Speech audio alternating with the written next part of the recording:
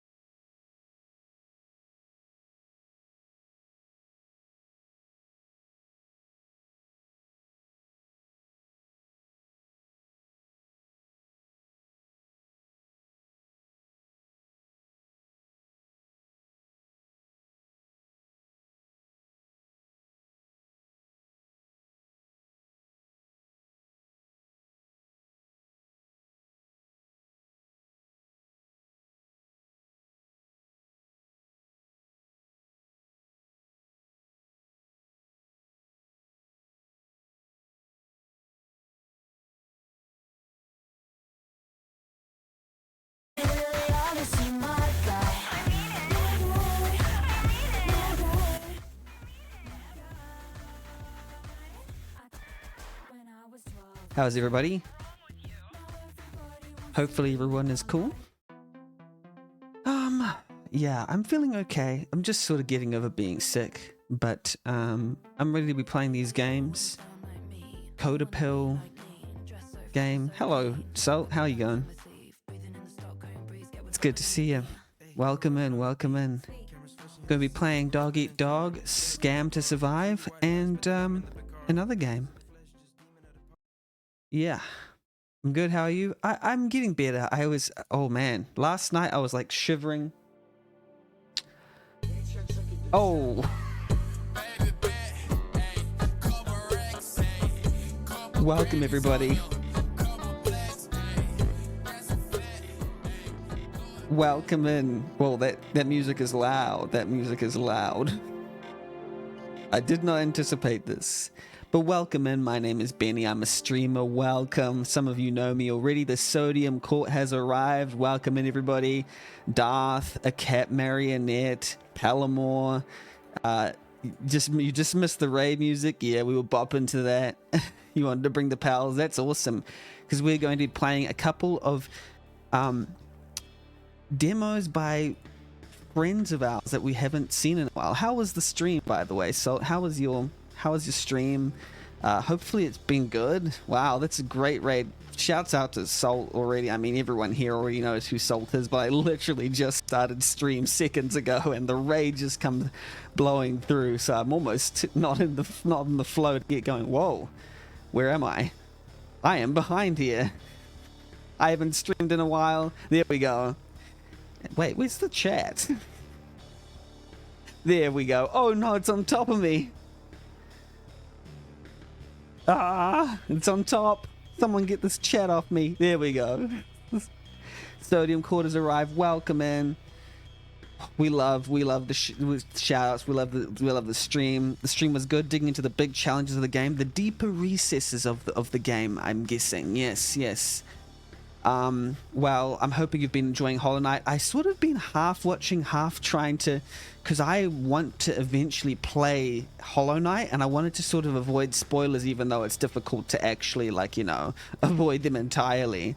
Yeah, it's been good. We're going to be playing a couple RPG Maker, demos from friends. Codapill and Jaiden Alemni, and this game is called Dog Eat Dog, Scam to Survive. You act as a scammer doing scam calls and such, and by that respect, yeah, it's going to be very interesting to play this, but I am kind of excited. I'm kind of ready to play this, to be honest. But yeah, hopefully everyone is doing well. All right, let's play this game, Dog Eat Dog, Scam to Survive. Hollow Knight is such a trip, isn't it? Use your mouse to play Dog Eat Dog. Use the left mouse button to move, interact, and progress all dialogue. Hold the right mouse button to display your inventory and key statistics. Okay. So what I know about this game is it's sort of got... I'll make myself a bit smaller, actually, because... just to be able to see what's going on. There. Yeah. Yeah. And about this game is that most of it acts within an interface, so we're sort of going to be using a computer here. All right, so here we go. Okay, last time I played this was like a year ago, so I don't know what has been changed up until now, but I'm kind of really excited to see what has been going on here with this game. Welcome in, E-Chef, welcome, how are you? How you folks doing? Oh, there's a face. Yeah? Don't yeah me. You're late on rent. Help, I'm here to collect. Do you have the money or not? Not yet. Sorry, it's been a hard week. I'm gonna need more time. I've given you enough time. I've got my own bills to pay. Do you think my mortgage lender gives a crap if I give a hard week? You now owe me $600. And if I don't see $600 in my hand by the end of Friday, you're out of here, understand? Wait, come on, you know I can't get that kind of money. Not my problem. I don't care what you gotta do. Just clear your debt with me. Yeah. But parent-in-law, oh, this is an interesting situation. I'll get you your money. Friday, $600. Otherwise, you and your family can freeload elsewhere. This ain't a dang charity. Well, we were fundraising for charity earlier, so I don't know. Dog eat dog, marked by ruthless self-interest without self-restraint or ethics. Well, that tracks, right? How is it? Sir, I do not approve this stream. Welcome in, Pudding. Welcome. How are you? Yeah, welcome in, Riggy. How's it going? We are playing these RPG Maker games. And hopefully those who... Salt says, I approve. Of course, Salt would approve. But yeah, hopefully people have come in from Salt Stream. It's a bit of a vibe change. This is going to be quite a downbeat game, quite a realistic sort of... Oh, there we go. Benny Jones, best streamer on Twitch. Yes, yeah. There is the creator of the game, Codapill in chat. I'm a great friend of Codapill. Codapill actually got me to create games again, which means I don't stream as much anymore as I used to, but I do love streaming, and I'm going to stream maybe now and again for special occasions, so let's just go with that. But yes, I'm excited to be playing this game. You exit your apartment on the 11th floor and take the steps down. You walk to work. Oh, these nice comic panels. The morning air bites at your face as you shimmy past the overflowing dumpsters. The wind howls. The familiarity of these streets offers no comfort. Following a terse exchange with the landlord, you consider requesting extra hours from the boss man. You make it to the construction yard. Okay. Oh, okay. Maybe I'll reduce the size of my head up here. So it's like there. There we go. No, maybe I'll move myself up like that. Oops. There we go. Haha. That works. All right. So I don't think this was what it looked like last time I played. This definitely doesn't look familiar to me. Do you know anything about this? No, I do not, sir. I mean, ma'am. Oh, sir. You know, there's no restrictions. They're on the phone. Okay. They are on the phone. They do not want to talk to me. They ain't letting any of us in. Of course. Where though? Where are they not letting us in? The gates to the yard are locked. You weakly yank the loose chain. Oh, to weakly yank. If only to show solidarity with the disgruntled workers behind you. Okay, okay.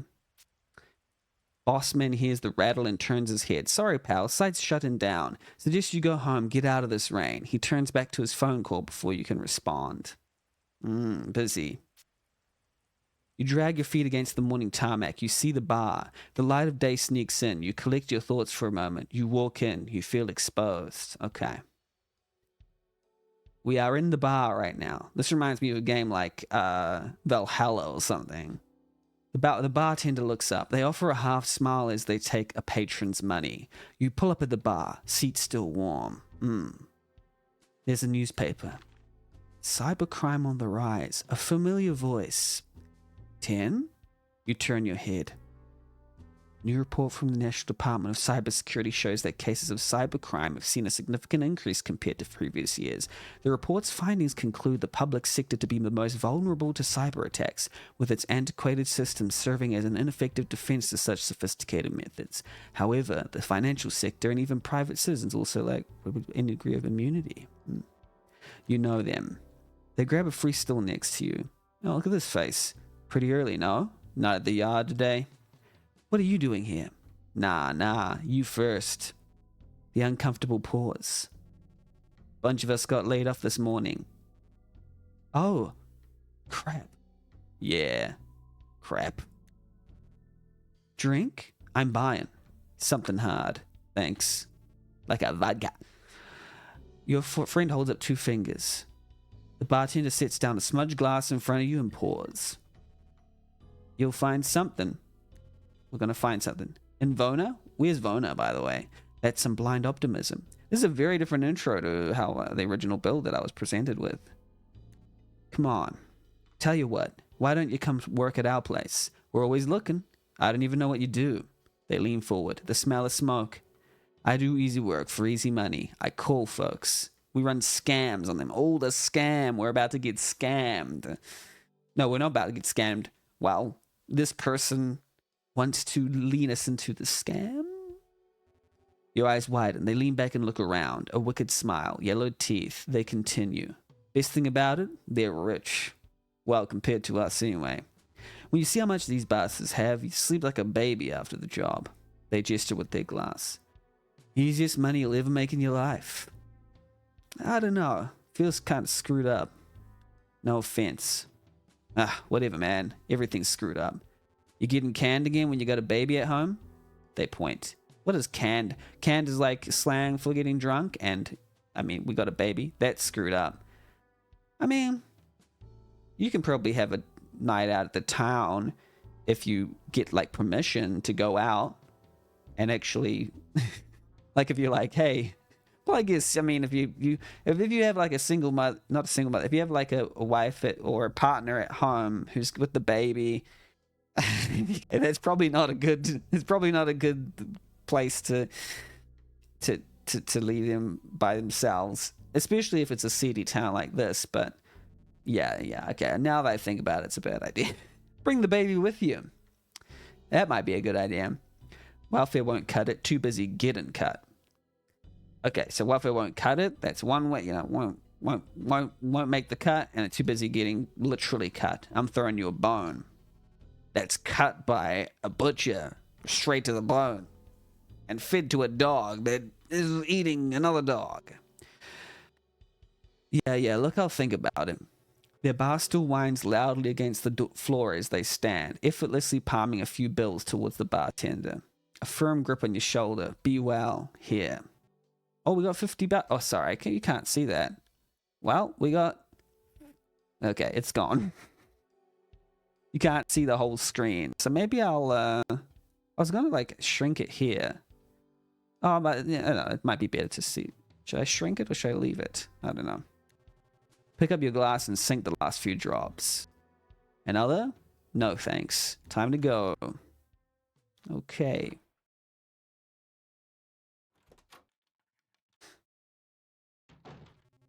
Their gaze burns a hole in you. What are you doing back here? They muster a chuckle. A chesty cough follows. Finally got rid of you, eh? Where are they? With the baby. Okay. Oh. Hey. Nice little... Don't wake them. Your spouse is sat on the edge of the bed, staring out of the window, holding the baby. Wasn't going to. She speaks softly. Why are you home so early? They've shut the whole site down, sent us home. So, she turns her head to the side. She looks at the floor. What are we going to do? I'll figure something out. We'll be okay. Baby's sick. What? Shh. Sorry, what do you mean sick? The temperature's high. I can't keep them down. That could be serious. She turns her face to you, eyes piercing yours. You don't think I know that? Ah, crap. Now look what you've done. Me? Oh, blame me for the baby's plight, aren't you? Your spouse places the baby down and stands. We should bathe them. See if we can get that temperature. I've tried. Have you been drinking? What? I can smell it on you. You've been in the bar again, haven't you? I had one. I don't need this right now. Your spouse turns to pick up the baby. She almost walks past you but turns to face you. Fix this, okay? Okay, so you're expecting me to fix this. Alrighty. Please, baby. Fix it, baby. Oh, wait, sorry. Not the actual baby. That's me. Now, she's calling me baby, and that's a little bit of a confusion, you know? You step outside from the chaos and pull out your phone. You make the call. Okay. They pick up immediately. You turn towards the door. The muffled shouting and crying amplifies. You pinch the bridge of your nose. Yeah, about that job. See you tomorrow. Most dialogue choices are typically verbal. Have you noticed a response has brackets around it? That is an action. Okay, so we have dialogue choices and actions at play. New here? You're late. Okay, so ignore them as an action. I don't ignore people. I'm just going to say the traffic was bad. They look at your soaked clothes. Don't you walk here? Well, I didn't know that. I hope you can tell me more convincing lies over the phones. Find a free computer already. I'll be shouting you on this first call. Okay? Wonder where these photos came from. Listen, I'm going to only show you this once.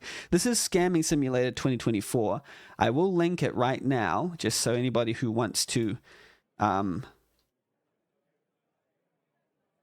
try it out, they can have a link. The demo is available now to anyone who wants it. You need 70k more channel points. Speaking, who's this? Don't give him your real name. Hello, Miss Hughes. My name's John. I'm calling from the billing department for Elite Shield with regards to your, you look at the boss, antivirus software subscription.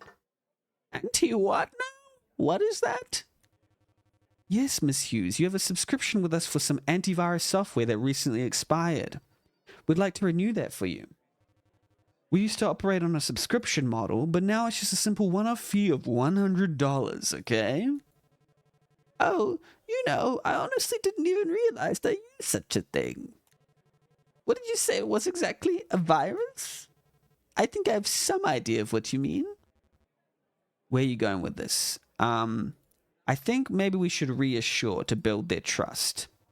Don't worry, ma'am. It's just software that's used to protect your computer and your personal information. UPRC says, I've been playing through an RPG Maker game on Steam as well. Grand Soul Story. Div gave me a key for review streaming purposes. I told him to try and get in touch with Riggy because he'd be the ideal person to give one to, but he said he couldn't reach him. Oh, that's easy to get in touch with Riggy. You can just join the Discord and chat with him, I guess, or put it on the stream suggestions thing.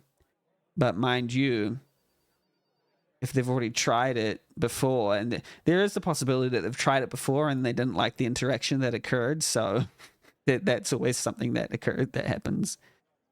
Yeah.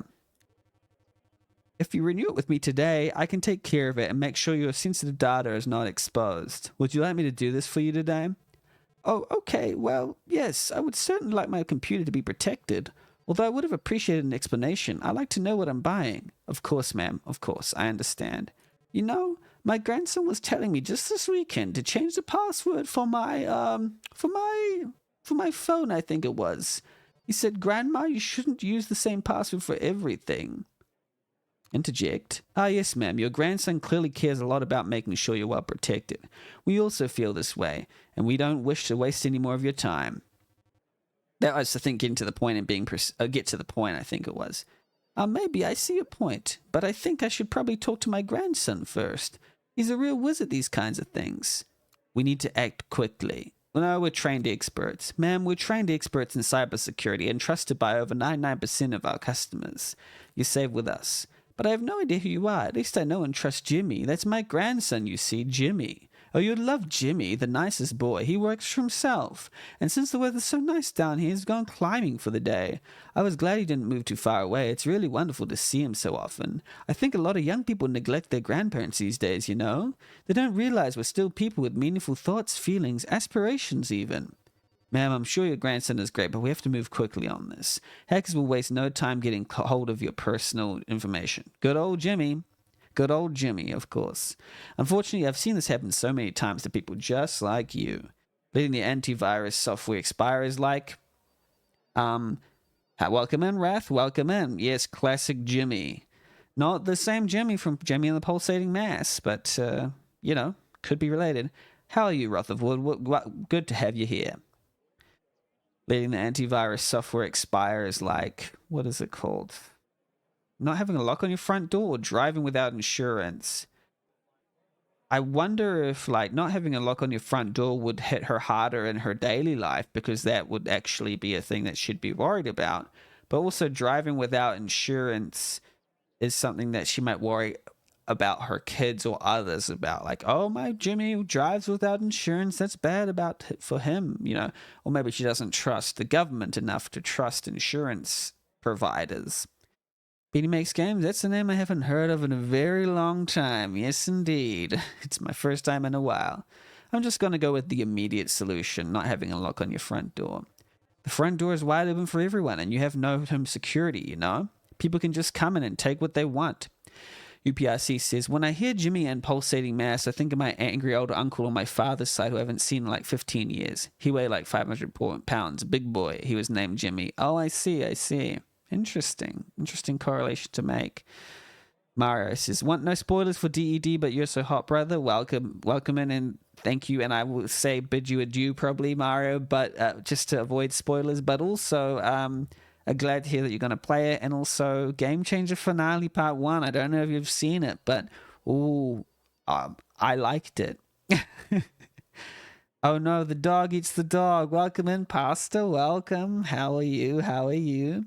Good to see you. Wow, Pastor John, it's a privilege to have you here. I haven't talked to you in a while, but hopefully you're doing well. UPIC says he used to call me a scummy little kid. Good times. Yeah, sometimes uncles be like that. Doggy. Yes, doggy dog. You know, it's going. Good to hear that it's going. Well, it's always good to have a pastor in the chat. Oh, you still need to watch it, Mario? Wow, Game Changer. Anybody who wants a good, fresh and interesting and inventive game show to watch, Game Changer is a great recommendation. They just do all sorts of games. The contestants don't know what the game is before it starts, and then they learn as they go. It's honestly one of the best game shows I've ever watched. I think I'm beginning to realize that more and more, that it might be like among like my top 10 game shows I've ever watched. It's really, really good. Alrighty, people can just come and take what they want, and we don't want that, do we? All right, well, what do you need from me then, Miss Hughes? Are you at your computer right now? Yes, well, it's not on though. Should I switch it on? Yes, ma'am. Switch the computer on, then let me know when it's ready. Okay. Okay, it seems to be working now. Great. Okay, do you see the remote connect icon? This is so scummy because this is exactly how scams work, I suppose. If so, click that and tell me the numbers that appear. And they sort of prey on individuals who don't deserve it or who are weak, you know. I do? Okay. Why do you need these numbers? This is so I can connect to your computer to help with the transfer, ma'am. Well, can't I just do this myself? I could send you a bank transfer for the amount. You know it's a scam when they aren't rude to you when you didn't turn on the PC. When they aren't rude to you when you didn't turn on the PC. Oh, you mean when they didn't turn on the PC, they are not rude to you? Or when I don't know what that means. But you know it's a scam when they are rude. I'm gonna guess when they are rude to you when you don't turn your PC. When they get, they're being too polite without sarcasm. Okay, that makes sense. Yeah, I can see that happening. Yeah, and I just feel like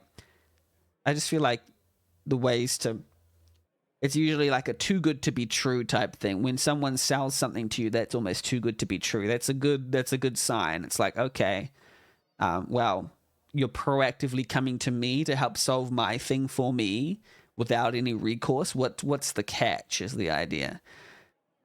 The smell of boiling broccoli is so good when you haven't eaten in 13 hours. Boiling broccoli, wow, you're making beef and broccoli. Wow, actually, yeah, broccoli is very healthy for you, so that can be a good, attractive quality. Also, reading the stream title, Legends of Astravia, I see this game mentioned a lot in the community. Is there something significant about this game or creator?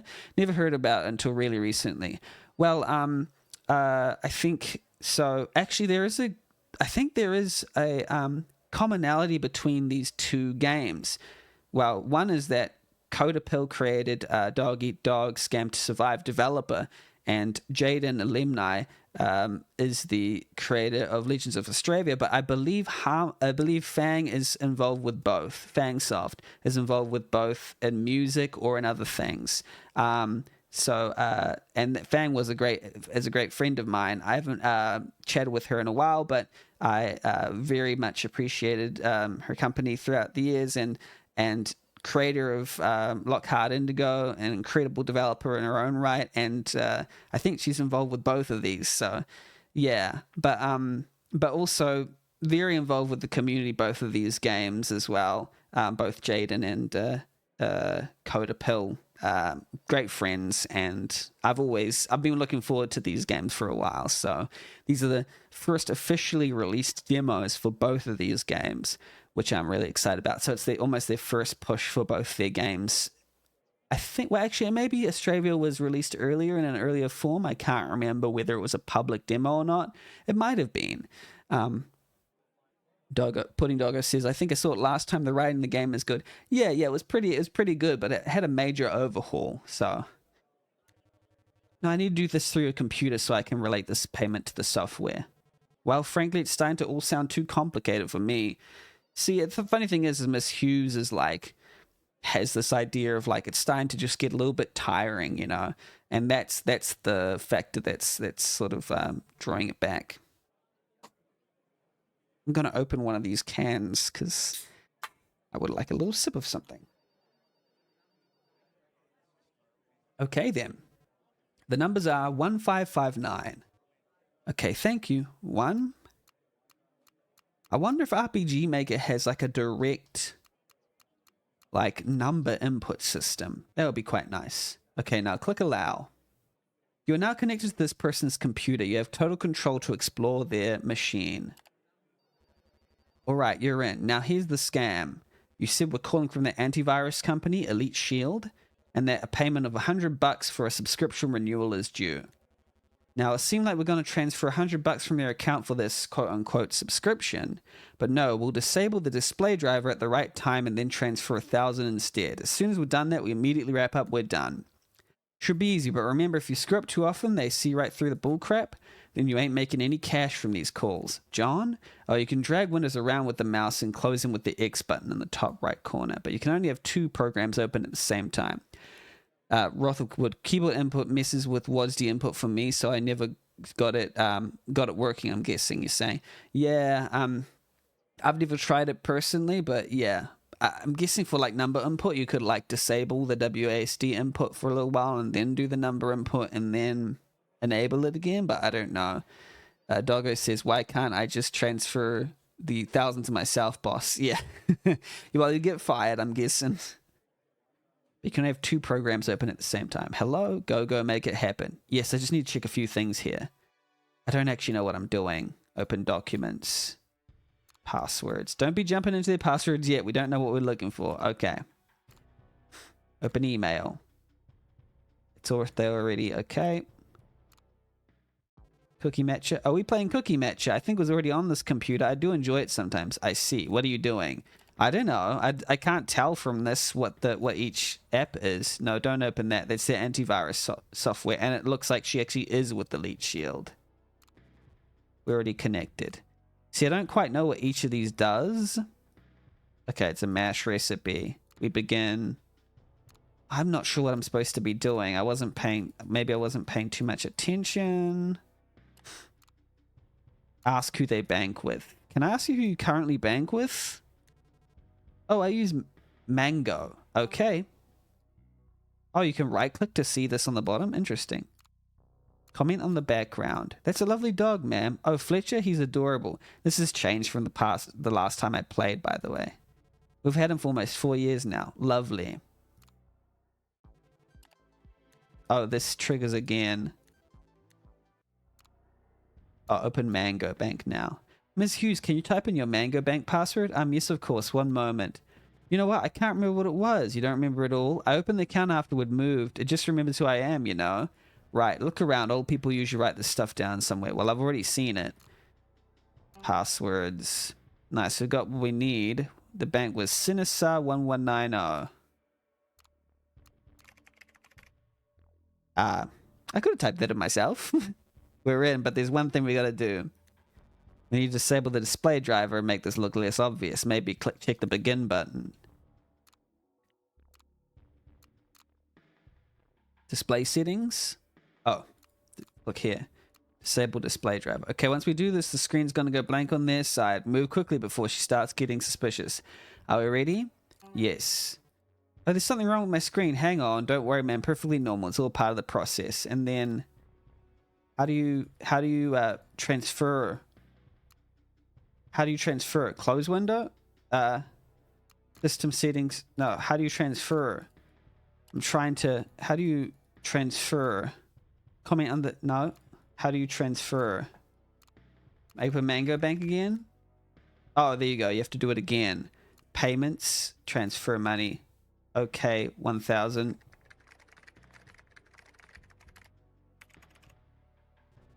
All right, done. Oh, the screen's back. Phew, lucky. See, the Mango Bank window was open, and then I was like wondering why Yeah, I don't know. It was just because if it's already open, then I have to open it again. It's kind of interesting. UI confusion, I hoping to fix. Yeah. So my thought process is that the Mango Bank window was open, so I was trying to figure out how to click on the payments while it was already open, and then I guess it means I need to click back on the link to click back on the bank thing, and then it will go to the menu, so it feels like I'm opening up again. So maybe it should just closed automatically anyway. I'm not too sure. We're just showing your payment successful. Yeah. Oh, okay. And then we hang up. There we go. Easy. I feel like a true scammer. That's one thing that's really good about this game, is that there's that immersion. Like I am truly feeling like I'm scamming someone. All right, disconnect. This is exciting and fun. Right, let's have a look. We made some good money off him. Here's your cut. It says in the top right corner, 100 cash received. Maybe I should put myself up in this top left corner, because the what's it called? The pop-ups of like updated stuff appear up in the right at the top right corner up here. Yeah. Could have been quicker though. I'm docking you 12. Yeah, see those there. Do better. How can you possibly like do better? What's the like verification? How do we do better than we just did? What's the matter? Nothing. They seem nice. You think I want to do this crap too? That's all for now. I'll be on time tomorrow. Okay. Visiting the library can be a good way to gain knowledge and become a more effective scammer. That's cool. I like the animations. Those are cool. Both tinted doors of the elevator creep open at uneven speeds. You walk in, tailing the crowd. It unsteadily rumbles back down to the decay. Pudding, what if you try doing 2,000 when the game says 1,000 only? I didn't try that. Maybe I could try doing that. Yeah, I imagine the game just goes, no, not that much. It does seem very prescriptive about you need to do this much. Like I don't know if this would add more complexity to it, but I do believe there would be some level of additional puzzle complexity to be had if you had to like remember passwords and type them in and then have them verified. Maybe that will come later. Maybe they're doing everything for you right now, but steadily over the time of the game, it will become more complex, the things that you need to remember and correlate, maybe because it just starts simple, perhaps. The streets feel as miserable as they look. Steam rises from nearby drains. Newspapers fly. Time to head home. You're graded from the screening call all the way to the end of the scam. Certain choices lengthen the path to a successful scam, therefore less money earned. I see. Yeah. I think all I got from the earlier interaction was I just thought that it was part of the initial confrontation, that it's teaching you that this world is unforgiving. I don't think I quite got that deduction. Don't think I quite concluded yet that deduction was because of something I did from within the game. Because it's the first thing, and because there's no direct correlation made by the game to say this is the consequence to what your negative impact was, then I didn't correlate those two. But that might even be a good thing or an intended thing. So either way, I think that's fine. So this is the new map. It does look quite nice. I did have a certain attraction to the older, more abstract map, but this map is quite new as well. And seeing it in motion, it now looks a bit more as if it was traced by like what's it called? Pencil. I'm trying to think of the phrasing. Yeah, it's like there's some inky blotches around the corner, so it's almost as if it's painted, except for these rubbish bags which stand out against the background, and these they clearly look like real photos, but mostly the black outlines of everything. This roofing up here is very gradient, like pixelated. Yeah, so basically what I do during testing or just to give feedback, is explain my thought process, and then I'll let you deal with what you do with that information. Sometimes I have jumped in the past. I've jumped straight into design solutions, but I think the best thing for like developers is to just get, okay, what am I thinking?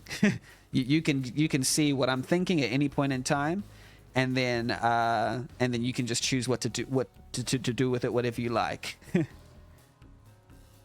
I haven't done that in the past all the time, and even recently I did a testing thing for someone where I slipped into something else. Is this Fang soundtrack, by the way? You remember seeing the Street View before on Riggy's stream? I love it. Oh yes, this is the game that Riggy played just recently, like a couple days ago. So we're both on that sort of vibe right now. Yeah. I think Mario will play it too. I don't know if they'll stream it, but they'll definitely play it. Getting late, I should head home. Okay. Yeah, so this is a bit more expansive than the previous one, the previous version. Oh, it wasn't from a few days ago. I remember some kind of teaser. Oh yeah, there was a tweet as well that was tweeted out about this. Yeah, which means the marketing is slightly working. That people are noticing, which is always good. We just want more people to see stuff like this. So the library, go inside. Okay, let's go to the library. The librarian bites into an apple. You shuffle towards one bowing bookshelf and root yourself to the musty carpet. I'm not sure what bowing means. You tilt your head, running your fingers along the broken spines of old stories, texts, and self-help guides. I'm not sure what reading will do to me, but let's read room 87. You open the magazine carefully with wet hands, hoping the librarian doesn't notice. I have wet hands because I've been outside. So this is an interesting idea, that this is a town where even a librarian will get annoyed at you for having wet hands. And is that an absurdist thing? Is it meant for comedic value? I'm interested. The 67 Spark was unlike any other muscle car. It was mean, stylish, and speedy, a real head-turner. However, frequent problems with the electronics and its overall price would immediately dissuade customers. Now, I'm interested to wonder why the inclusion of the 67 car, does it bring the period of the piece into question? Like, does it bring the period of the year into question, where we are, what time we are? This sealed the Spark's fate as being commercially unsuccessful, with only 35,000 cars manufactured in the early 80s. So we're past the 80s.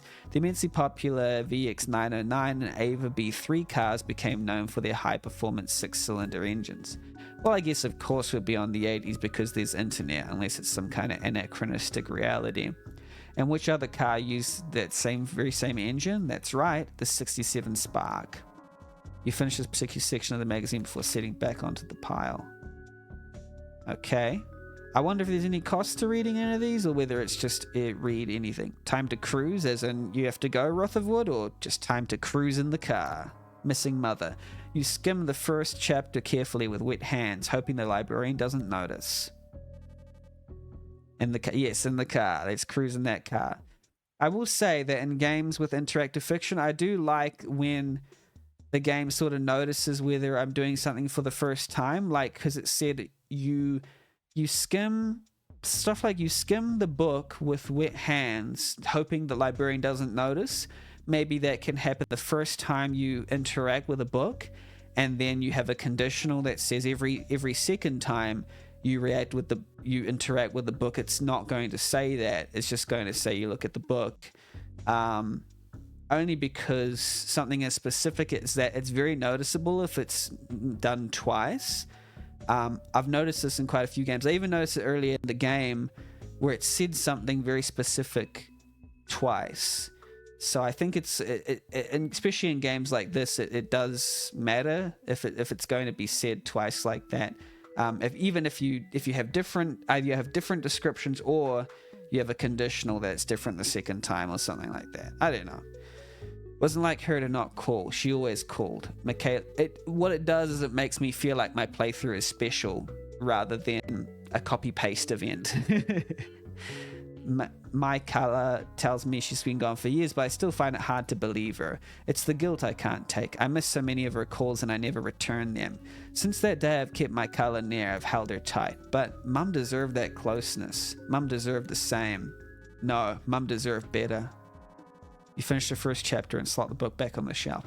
So what I'm sensing, the story function of these books, I'm not quite sure yet, but I'm guessing maybe either they'll have tenuous connections to the themes of the piece, or these two so far have been about remembering the past and remembering the drama of the past, and now it's just gritty and hopeless. So is it a contrast with how things are right now, which is hopeless and dark and gritty, and these are like more sentimental memories, and oh, this was a great car, this was a great we used to love hearing this drama about missing mothers and stuff.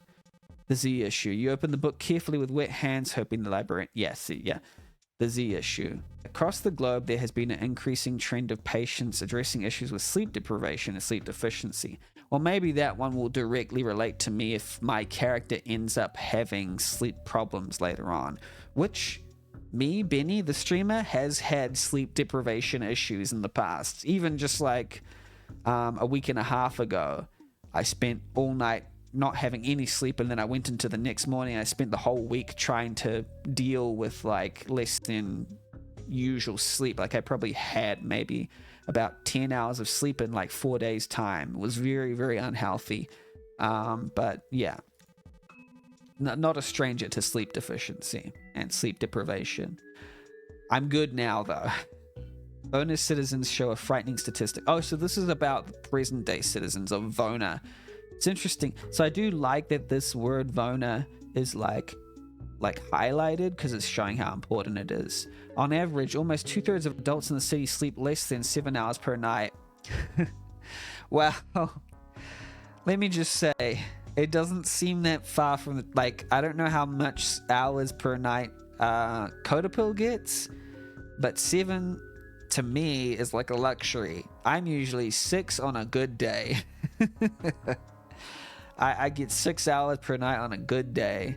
If I get 5.5, I'm like, okay, that's not as good as usual, but it's pretty bad. Yeah, you same? Okay.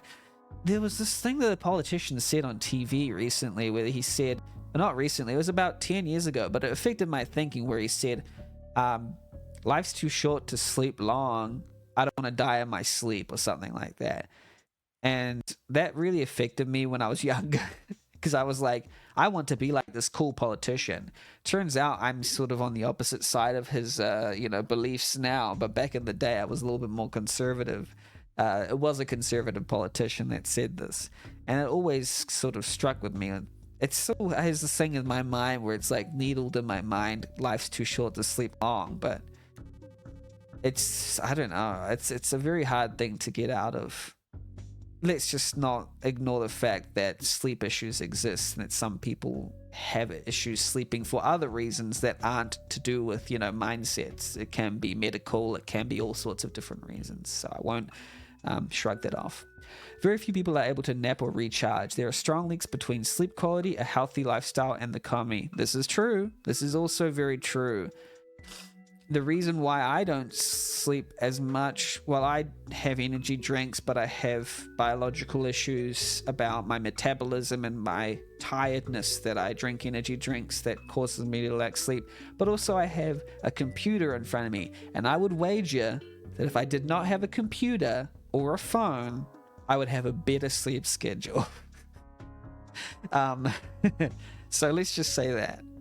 The economy, though, as well, I think that is the point being pushed here, is that the economy, if you're being driven to work, if it's so desperate, if you're so desperate to work, then it's important, it becomes more urgent to lack sleep. And I think maybe that's the real issue it's pushing here, is, oh, dog eat dog, you're scamming just in order to survive. Sleep is a secondary priority for a person who actually needs to provide for their family, and I think that might be what it is. Insufficient sleep continues to impact Vona's financial system, yet employers continue to push overtime and 0-hour contracts onto their employees, which doesn't have any parallel into reality whatsoever. You finish this particular section of the book before slotting it back onto the shelf. You know, games like this, they're just games. They don't have messages or anything like that. But I just want to reread this just to see if I missed some commentary. It's like her not to call. She was called. Tells me she's been gone for years, but I still find it hard to believe her. The guilt I can't take. Is this like he's reading a book, but it's his past? It's the guilt I can't take. Miss so many of her good. I've kept Michaela near. I've held her tight, but my mum deserved that closeness. Mum deserved the same. So this is like, there is an idea in this game already of like, you have to take care of your wife and your child and a mother that is missing, whether it's a metaphor or something. Pure fantasy, yeah, codapill for sure, for sure. So there's this idea of familial missingness and inability to connect again, and a lack of responsibility perhaps. And then Vroom is just like muscle, stylish, speedy, blah blah blah. It's just like commercialism. You want that car, right? Okay, I'm getting this. I think I'm getting what the author is pushing here. But it is a nice little thing, I guess. Welcome in, Leafy and Anderson. How are you? Good to see you here. How is your day going? Let's go home. The informal year for going home. I'm not sure how I feel about it, but we'll see how it settles in. An air of calm remains, but there's a threat you sense from the darkness as it carefully slithers around you. You pick up the pace. Chillin', killing the usual. Yeah, nice. Good to have you here. Nice to have you here. This is the game got Dog Eat Dog by Codapill. I'm keen to... This has been good. Several dogs bark as you run, splashing through shallow puddles. An old man slowly turns his head, fixated on your escape with an irrational intensity. You don't look back. Hey, Codapill, I can't remember where the first prototype demo that you gave me ended. The game looks interesting so far. It has been quite interesting. But was it around this point when it began to end? I just want to remember where it ended last time. You skate around the final corner. Floor 11's yellow lights pierce through the gloom. The silhouettes dance above you. You're home.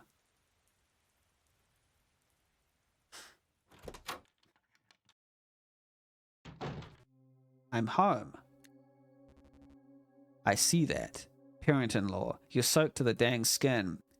This is parent-in-law. This is our partner's parent. One of the parents. Where is she? With the baby. Oh, so she has left, or they have left. About 5 minutes after this, I think. Yeah, but you've got longer with the game this time round. Did I fail earlier? I'm pretty sure I finished. Didn't I finish the game? I finished the demo that the last time. Didn't I? You got anything for me? No. My meds, you didn't get him? Or did I not finish it? I'm pretty sure I finished it. No time, no money, you shrug. No desire, pick one. You push past. I'm going upstairs. Hey, did you work? I'm fine, thanks for asking. How was your day? It was something.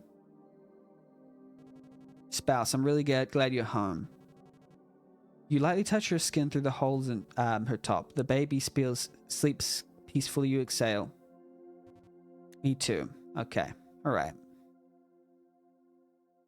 I think you did, but it was much shorter than this version. Yeah.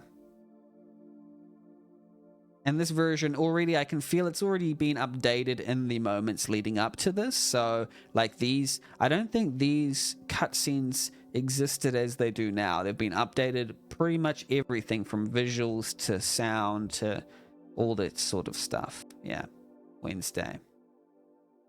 These cuts are pretty nice, the Wednesday and stuff. You tiptoe lightly down the hard-wearing carpeted stairs. Your parent-in-law is watching morning television. How'd you sleep? Not as well as the baby. Heh. Work? Course. You like what you do? They look through you. The question bothers you. When has that ever mattered? They shoot a half smile. You reach for the door handle. Parent-in-law. Wait a minute there. You freeze. They know. Ain't you gonna need these? Your parent-in-law holds up a pair of steel-toe work boots. You slowly take the boots from them. Eye contact. Thanks. You gonna pick that up today at the pharmacy? What are we gonna pick up? I've got nothing. I'll see you later. Okay. The door closes and the sullen sky sets the scene appropriately. Fine rain joins the party. Your debt lingers, buried under tired, taut skin. That's T-A-U-T. I'm sorry to say, Coda. You're going to have to change that PNG. Taut is not T-A-U-G-H-T. Harder rain lashes out, peppering the single pane windows nearby. You turn to catch a news broadcast through one of them. You can just make out what they're saying. To social welfare have continued. Beautiful, thank you. Yeah. Hey, I'm very good on the punctuation and spelling. So if you need, this will be a good pass. Whenever you pass a demo prototype through me, I'll try and let you know all of them. It's been good so far, though. Have continued over the last 6 months of Connor's government, leaving thousands of families still without the support they need to just make ends meet. These are working quite well, these interstitial sort of comic backgrounds type cutscenes. They're working quite well to delineate the different parts of the gameplay. Hey, you're on time for once. Listen, I'm not going to be steering conversations for you from now on, but a manager will be listening in. Screw up and they're going to be stepping in. Don't let that happen. Find a computer. Okay. I guess it does help that the sentences are quite short, that there'll be there's less to grammatically check. Yeah, I wonder if there is some kind of script in RPG Maker where if you hover over something, I'm pretty sure that it has that by default, that it will highlight the thing. It just seems to be the expected thing that you should be able to do, is to highlight to access things.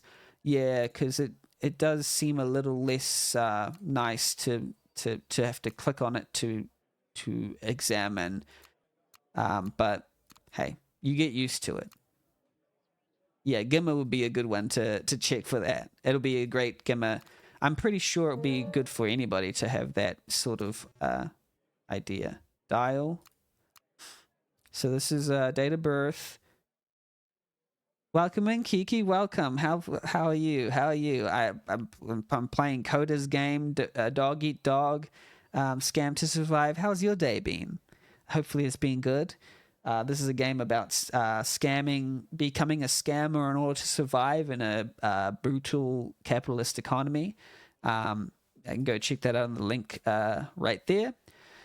How was your day? Hopefully it has been good. Brian Willett. Apparently, here's the thing. I'm from New Zealand, so I don't know the order of like the day, month, year. So I don't know whether that's 2nd of November, 77 or 11th of February, 77. It's been good. I just finished doing my hair. Nice. Yeah, hopefully that was a good experience. I was going to say I'm due for a haircut, but I'm going to Canada in August for the SaltCon, which is going to be really, really awesome.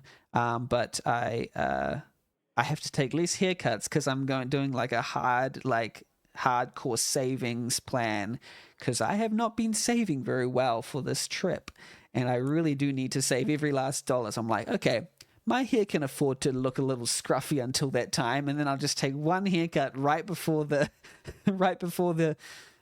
I fly over, and then it'll be fine. February 11th. I'm British, so we're the same as New Zealand, but spellings and date formats are in American. Oh, okay. In the game. Yeah. I figured perhaps that might be the case. Let's see.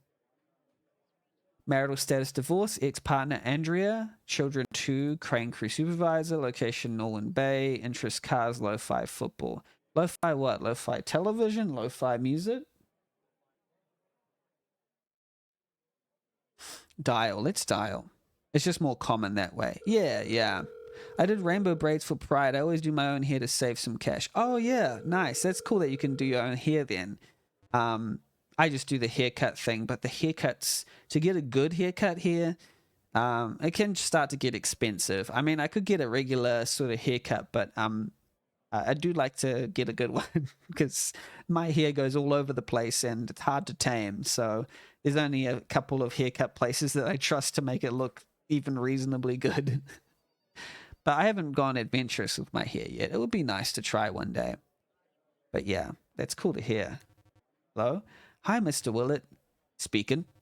Hello, Mr. Willett. I'm calling from the ILR. What does the ILR stand for? The ILR? Yes, you received an email from us about some overpaid tax. Oh, yeah, probably. Okay, how much was it, son?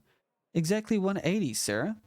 Okay, yeah, so I guess you're going to just refund me into my account, right? That's right, sir. Now, can I ask, are you near a computer right now? Yes, why? We just need to create a secure connection between our servers and your computer.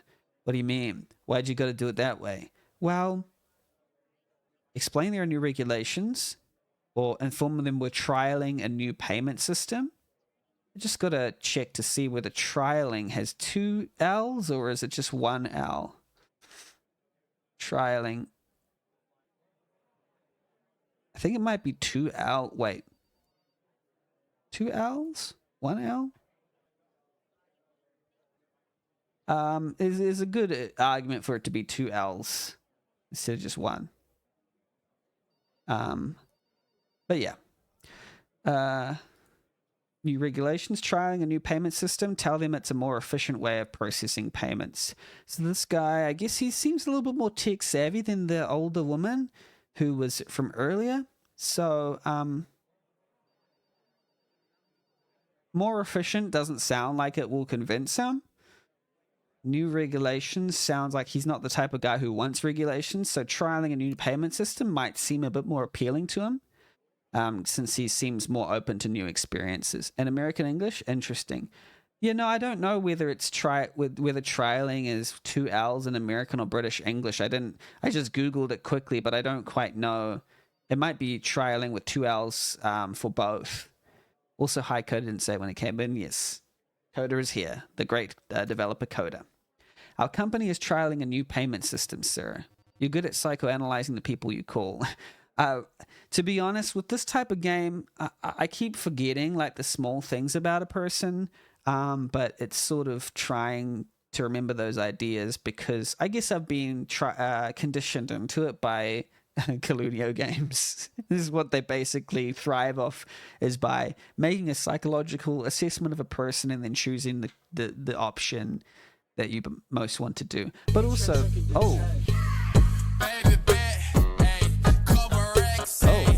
oopsies. That's over my face now. Welcome in, Spectrum crew. How are you? How is everybody doing? My name's Benny, makes games, and I make games, and I also stream from time to time. This is not my usual... I don't usually stream like all the time. But how are you going today? How was your stream on Spectrum's stream? Hopefully it was great. Welcome in Spectrum. Welcome in Devil's Valentine. Thank you for the raid. Thank you so much for the raid. Let me just... Oh. Got some Bloodstained progress. What's Bloodstained again? I'm going to shout Spectrum out so I can see what the... Bloodstained Ritual of the Night. You know, I do not know what that is at all. What is that? Spectrum Raid. Yes. Dog Eat Dog is good. It's going good so far. It's a Castlevania-ish game. Nice. Howdy. Welcome in. Yes, Spectrum creates music under the name Midnight Laboratory. And yeah, we met up recently in New Zealand and it has been fantastic. And I accidentally made him eat a fistful of cheese. And then I got really sick and I was unable to to do more of that later. One second, I just got a message over there, but I'll deal with that in a sec. But yeah, I'm still kind of recovering from sickness, to be quite honest. I'm a little bit sluggish right now, but I'm actually okay. Oddly enough, after I ate that cheese, then you got the sick. Yeah, exactly. But my one was like, I started getting chills and aching joints, and then yes, I'm still like about what's it called? About like 12 hours ago. No, 24 hours ago, I was on that bed right there, like shivering, like unable to get up, really, really bad.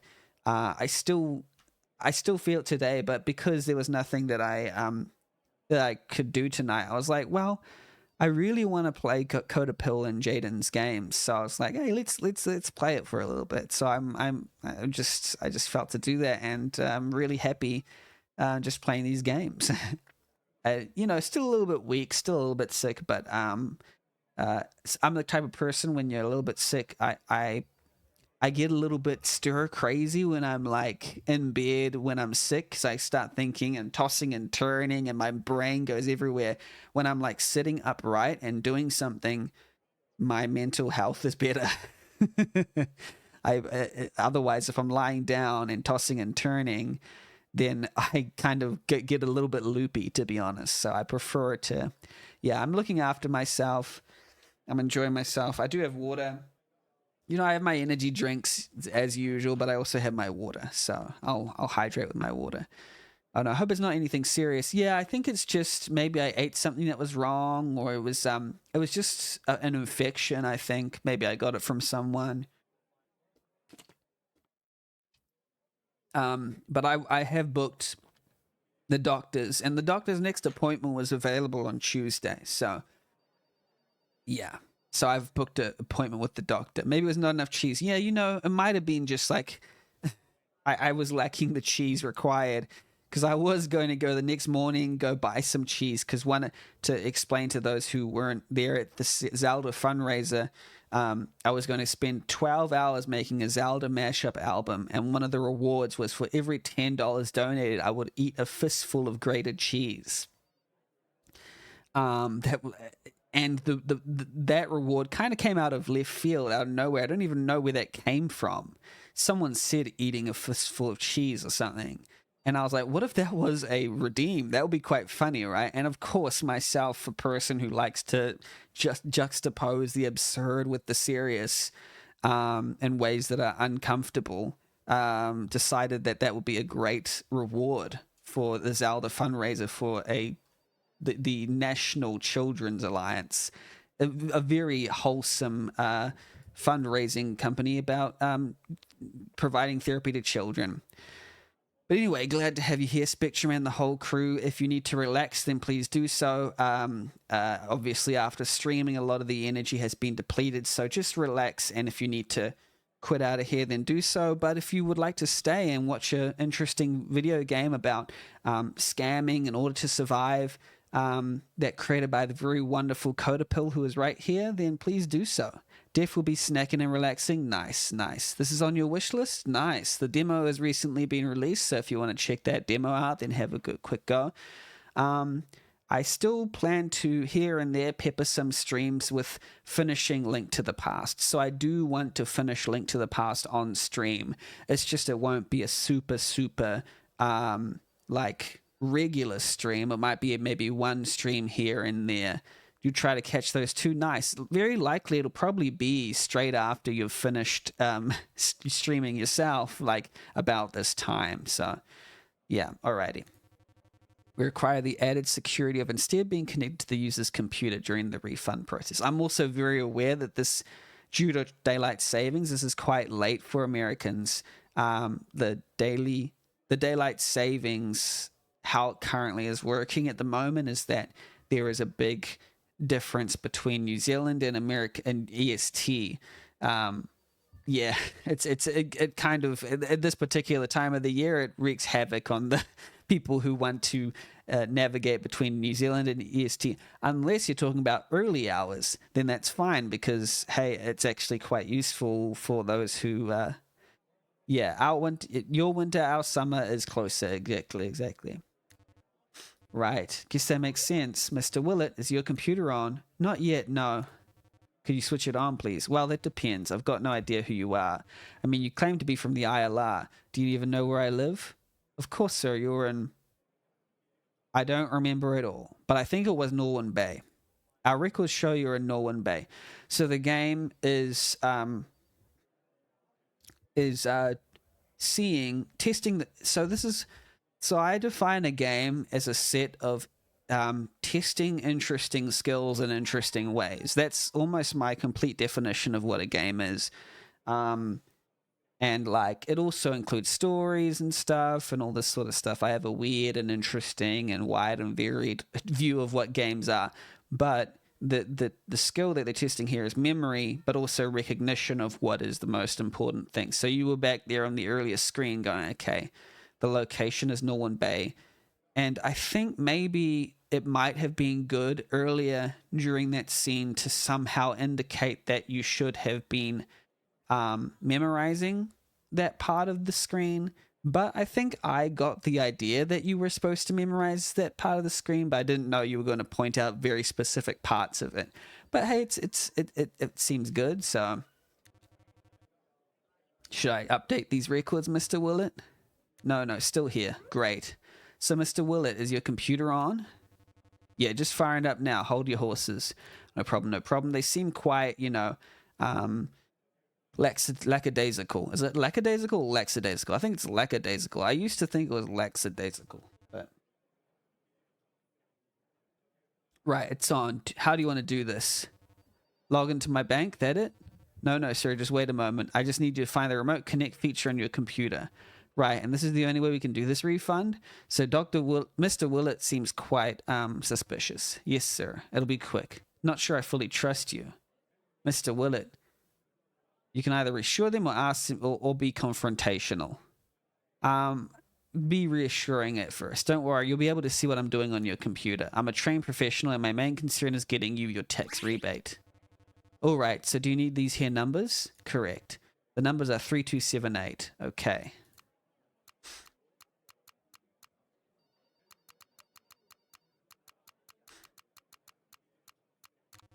Now click allow. All right, hurry up. Oh, this is the car that was in that book. They're irate and impatient. Got to go easy. Okay, I don't see. This is still the icons still don't have any text next to them, so I just got to click them to like figure out what's in them. Looks like a texting app. Do I open it or what? Hey, come on now, close that.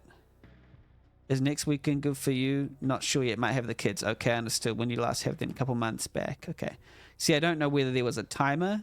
There's a temper. I don't want to open photos. What's the mercenary? See, I'm not quite sure what...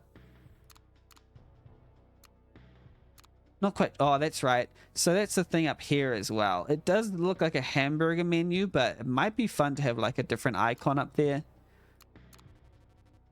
Just to like a question mark icon, because that doesn't immediately be... That's immediately a thing because I've played so many RPG Maker games where it's useless. Where I'm like, I don't want to click on that. I don't even want that to be there because that's not usually the thing that I like to be up there for a RPG Maker game. But if it's like a different icon, then maybe I'll be more like, okay, they've customly thought about it. It's something that's been thought about. Can I ask who you currently bank with? Ace, why? New actions available. So we can log into Ace. Comment on the background. Nice car. Looks like a... Oh, this was the 67 Spark, was it? Spark, I reckon. It is. Oh, so now I see is that looking at the library, you can learn things that you're going to have to use in your scams, which is quite convenient, but also I guess that's a fun little puzzle component to it.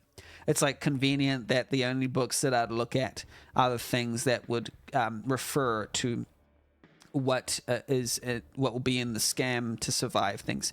And it's an interesting idea that maybe it doesn't just go like library article straight away to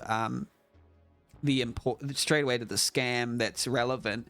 If that maybe a scam will reference a library book that was done like 3 or 4 things back, but if you've read a library book, you'll have it in your menu or something that you can refer to at any time, so that if you fail a scam, that if you want to restart a scam, then you can look back through your library books to find the right information on a second try. I don't know if that's what's intended, but it does seem like an extra added layer of, okay, you've got this whole library that you can scan through and try and find in retrospect what the answer was. I don't know if that's the intended game loop, but that does seem like... I saw a little bit of that in a game called Lorelei and the Laser Eyes. I'll link that now. It's a really fun escape room style game that I played recently. It's quite mind-blowing. It was created by the people who created Year Walk and Sayonara Wild Hearts, published by Annapurna Interactive. And it's like an escape room style game that requires a notepad and writing down notes. So that has a similar style of gameplay that I don't know. I'm going to get further into this dog eat dog gameplay, but it might actually have some similarities in terms of like escape room style puzzles, because in effect maybe this sort of thing is almost like an escape room in itself. 67 model, yeah, good eyes, you know your cars, because they do have a portion in Lorelei and the Laser Eyes where they quiz you on things that you might have been perceiving previously, and I think this game sort of does that, where it's like, okay, if you read, you would know, and you might remember. I usually have a bad memory, but because for some reason I remembered these, so that's good. Been looking for a game like that? Yeah, I'd highly recommend that I think you'd actually like that one, Lorelei and Laser Eyes. Give that one a go.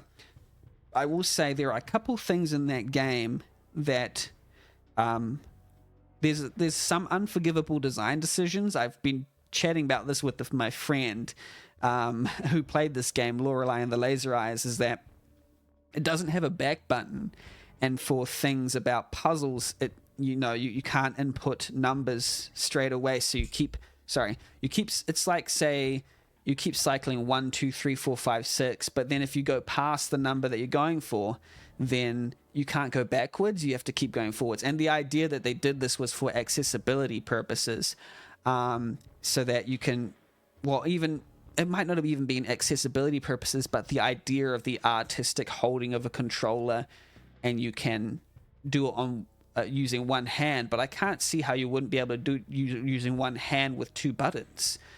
Surely, maybe it's because they were designing it for the Switch, which only has one button. Anyway, but it's just like a couple of design things about that game, and something that was almost like pixel hunting an adventure game that didn't fit the otherwise very logical and very fun escape room type vibe of that game. That kind of annoyed me. So be aware of that if you do choose to play the game.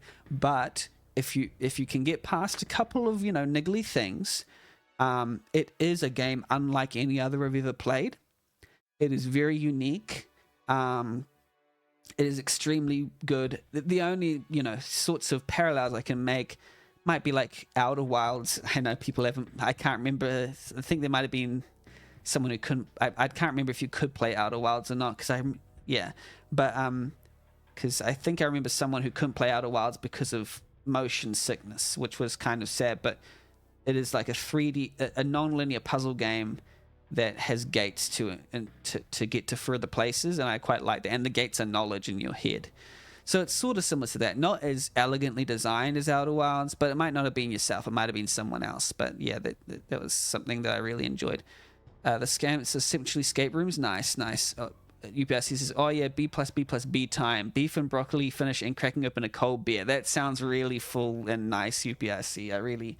That's enviable for sure. Know your cards. Brian's temper. Okay. Alrighty. So Brian's temper goes down. You open Ace Bank, I'm guessing. Have I calmed him down enough? Yes. Okay, what's your password for Ace? I don't know. It's somewhere. You really need that? Yes, sir. Right. Try 121 Norma. Okay, 1 minute, please. Your screen may go dark for a moment. Don't worry. Display driver should be in the menu. Alright, time to disable. Yes. What's happening? Okay. You open the Ace Bank again. Transfer the money. Okay. How much do I transfer again? I don't know. I forgot. 100?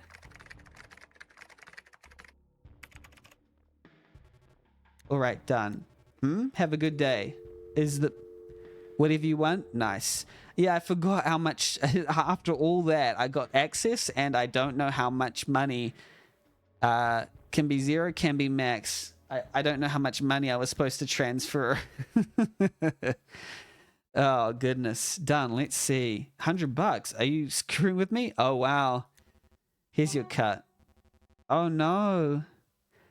Could have been quicker though. Okay, that's interesting. Is that you don't quite like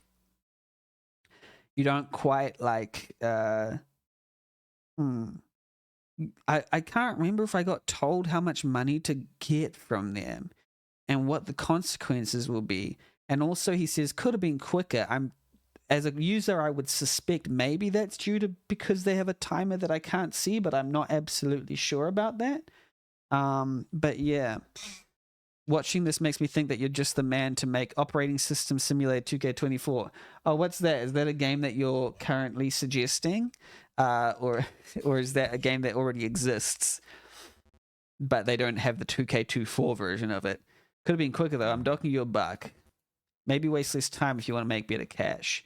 So maybe I need to just ask to get more money from them. What will happen if I just try to do the full amount? It's enough for one day. Oh, so that's the space. What is that? What do those symbols say? This isn't the way home. Turn around. Well, what if I do go that way? So the first time it says this isn't the way home, and then it said turn around. But the second time it just allowed me to go.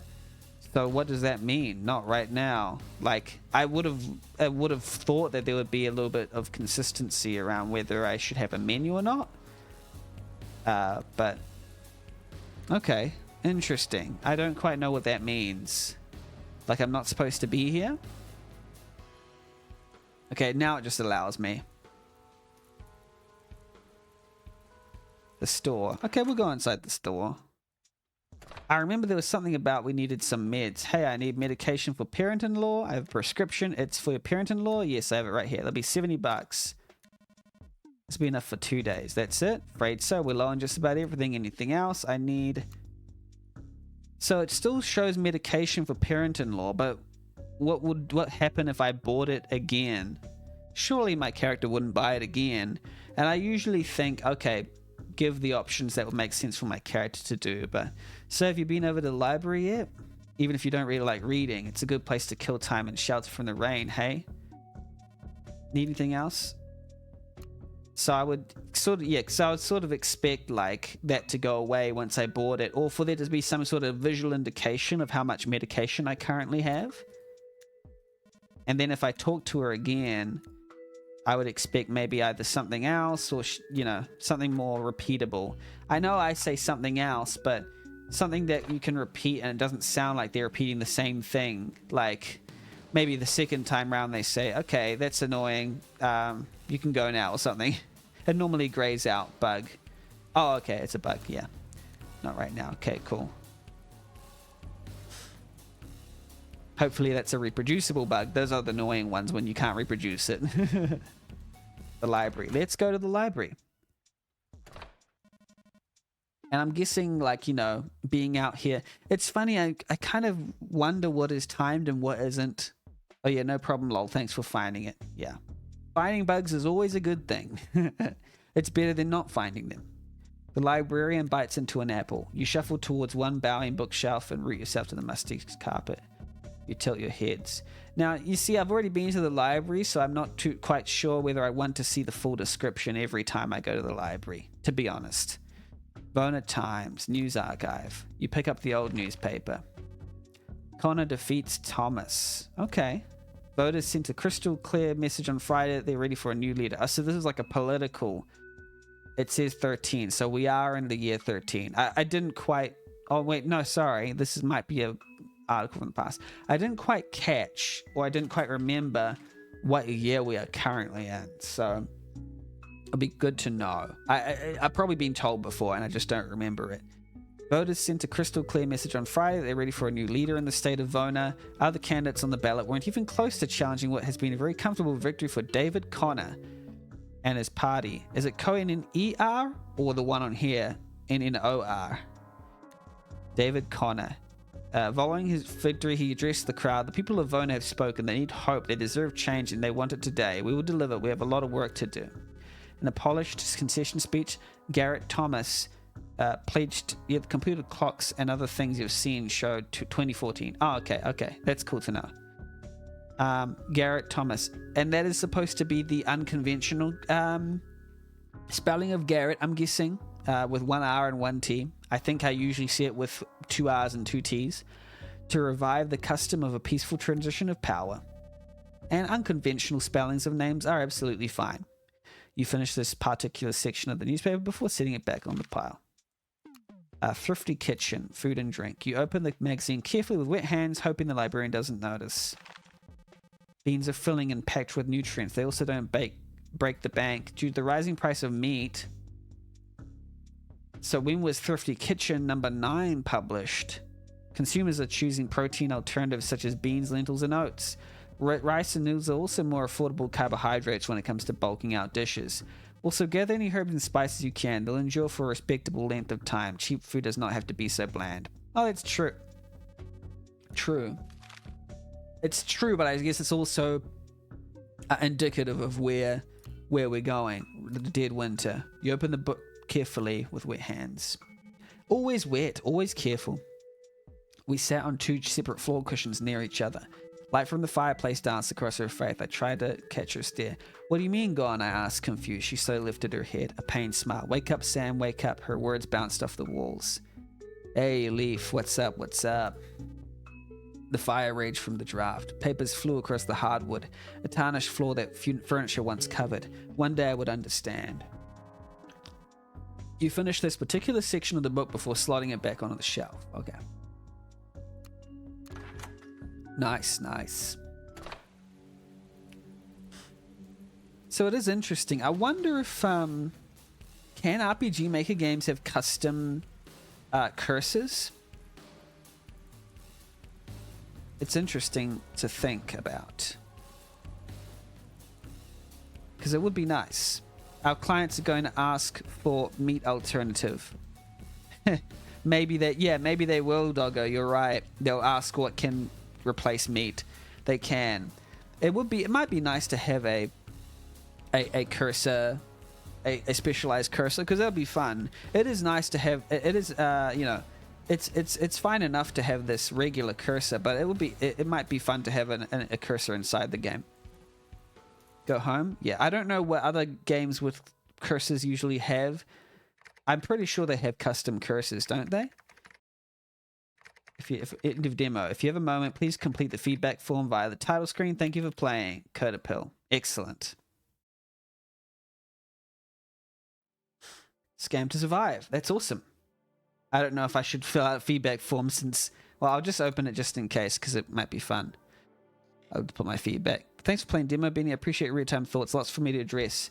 Yeah, I'll give my overall thoughts at right now anyway, even though I've already... done this before on a relatively similar sort of build. Well, actually a lot has been done, but I'm sure a lot is to come. But basically, absolutely incredible demo yet again. Knocked out of the park. I do believe there's just something very special about the concept of the game that just makes it really really special. Like some games, I'm a night. Oops, I'm going to turn the music down just because it's a little distracting for me. It's great music, by the way. Like some games, they're very driven by their concept, and sometimes a concept can help make a game really good. And I feel like this game in particular is a game where the concept is just so fun and so interesting that just drives the curiosity through the roof for me, like, because the idea is good. The idea is so good. And so far, the idea and the feel and the story are just warming up really well for this great game that's just coming along super well. Great sound, great visuals, great everything polished. I just have, one thing to say. I just want more. I definitely want more when it comes out, and I'm really really excited to play it when it is completed. But that's one of the best, feedback to have is just, I guess I would like more of this, please. and I think you've already sensed, my feelings and slight frustrations. Slight frustrations with certain really, really small elements of the game, but I just want to make it clear that they are very small, little tiny nitpicks of the game, but that by no means drag down what is otherwise an incredible concept, incredible game, and the addition of that little extra content at the end and the rehauling of everything works really well. And I trust your vision on a lot of these things. So yeah, very proud and very excited for what this game will become very soon. So yeah, still hyped, still excited, still find it really, really fun. Dog Eat Dog, Scam to Survive. Go and play that, everybody. Great, it's a great game. Wait, why isn't it responding?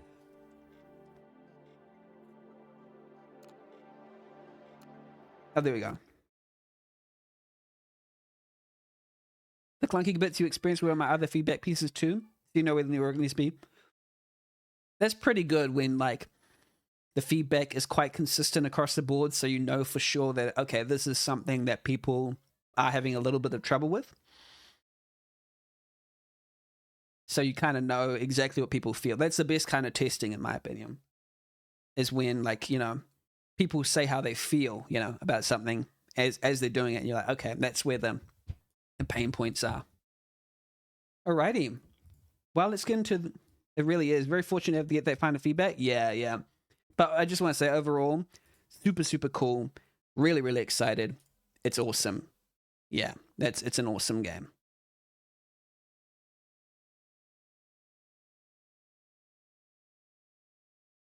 Oh, Legends of Astravia requires a controller for the best kind of feedback. Yeah, strong. I also realize it's probably pretty late for you, so if you need to go to sleep, then do so. Thank you for staying up. Yeah, it's been an honor. But I am going to play Legends of Astravia now, which is, I'm excited. Let me capture this window. Capture window. But yes, this, like, you know, from what I've experienced of Dog Eat Dog from the beginning, prototype and demo, is just still as consistent as it is right now. Like, I'm similarly hyped, similarly excited. It's predictably good in a way that I knew it was going to be. And I'm still extremely excited to see where it goes, because it's just as I'm as hyped for this as I was, which was to say quite hyped indeed. Benny and fantasy RPGs equals a combo that the world needs more of. I'm wondering to see how you mean by that in totality, whether it's because I do it badly or because I do an okay job. But no, thank you very much for finding it entertaining in the very least. You'll be lurking a little bit because you love to support. Oh, that's awesome. That's awesome. I just, you know, I'm aware that people do need to sleep sometime in life, and in the Americas it must be quite late. But I also stay up very late.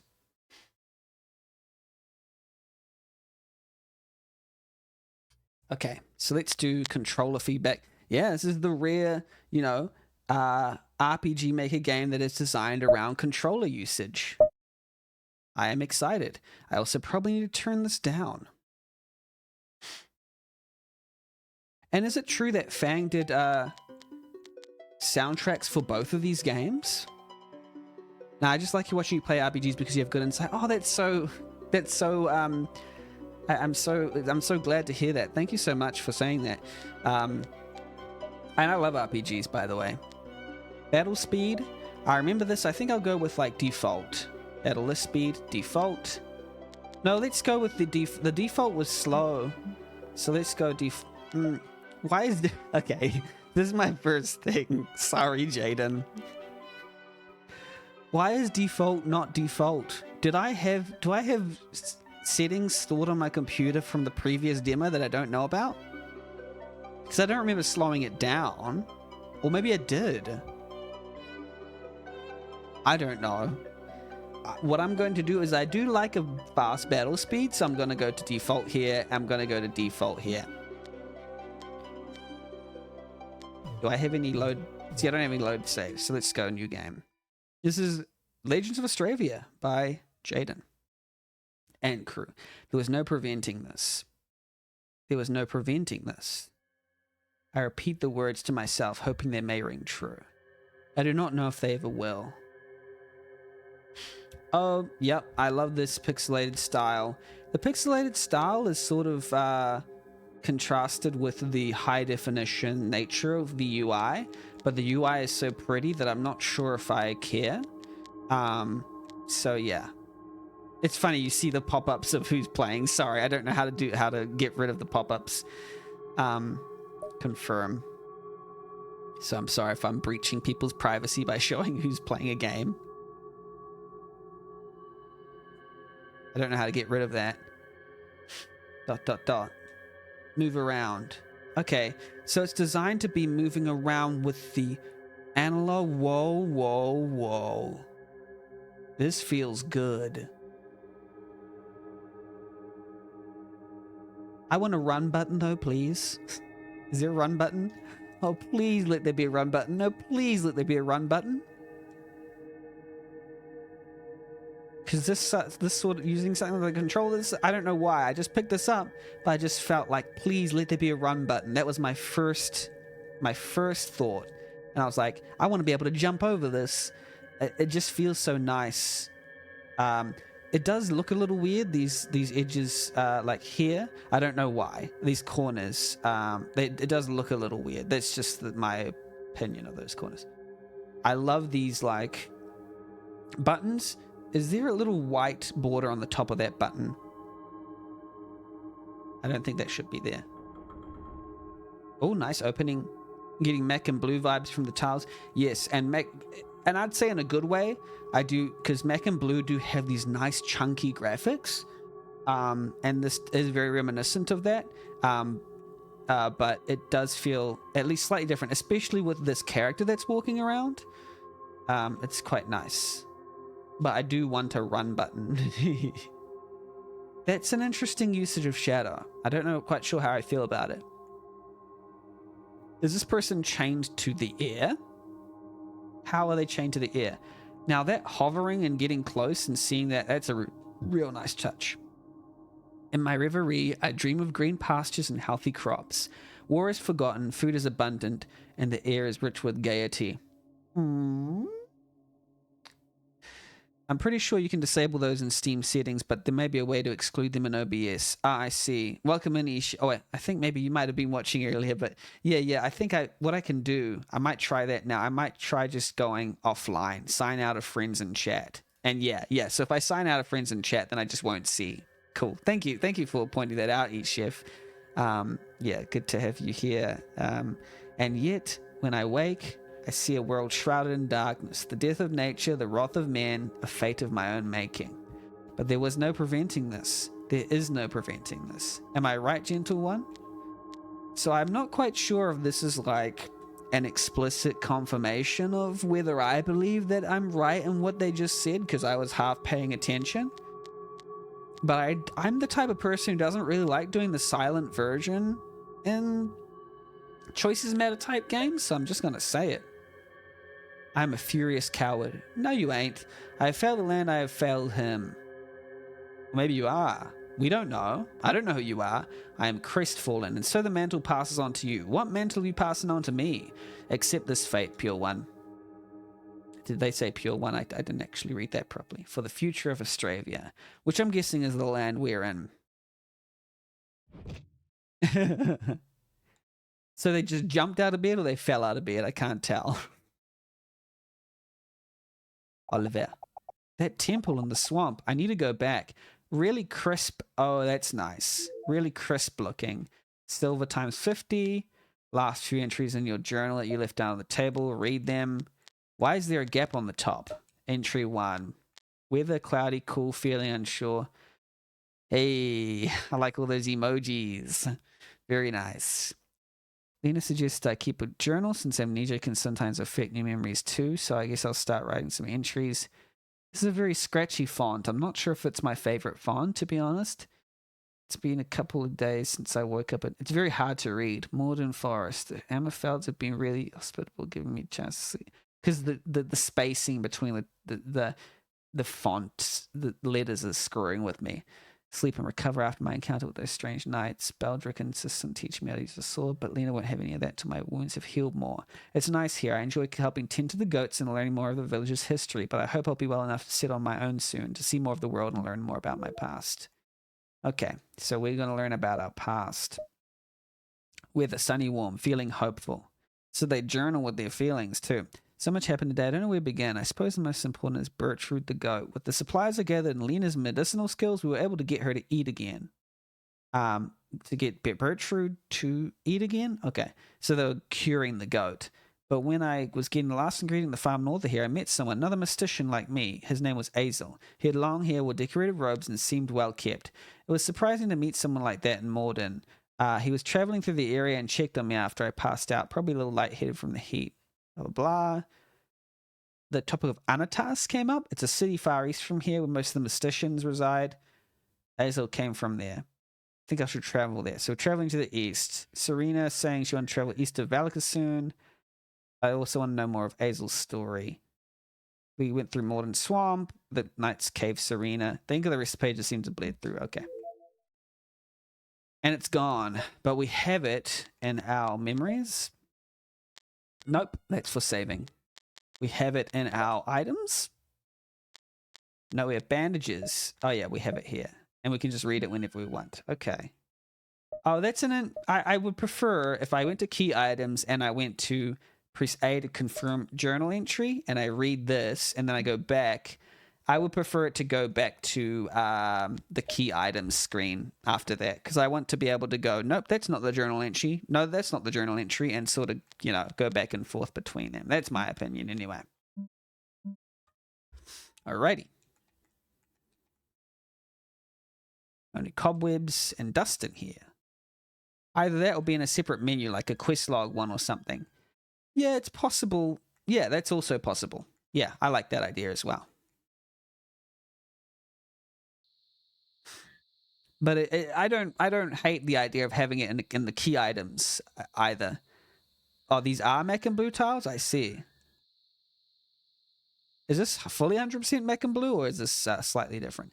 A kitchen stove. I thought they were just super similar. Oh, right. So are they actually mech and blue with maybe additions? I don't know. Kitchen stove fueled by wood. The aroma of Lena's superb cooking still lingers. But this game is made in XP, I believe. Or maybe it's been ported. I don't know. Now, identical to the ones I used to use back in the 2K3 days. Nice. Assorted books commonly found at home libraries, such as cooking, sewing, farming, and armed combat. Okay. It would be best not to wake up the Hammerfelds. The Hammerfelds. Now, I think this is way different from what I played. The goat is sound asleep. Don't worry, Bertrude, I won't be gone for long. Oh, we get to see please be careful from that goat.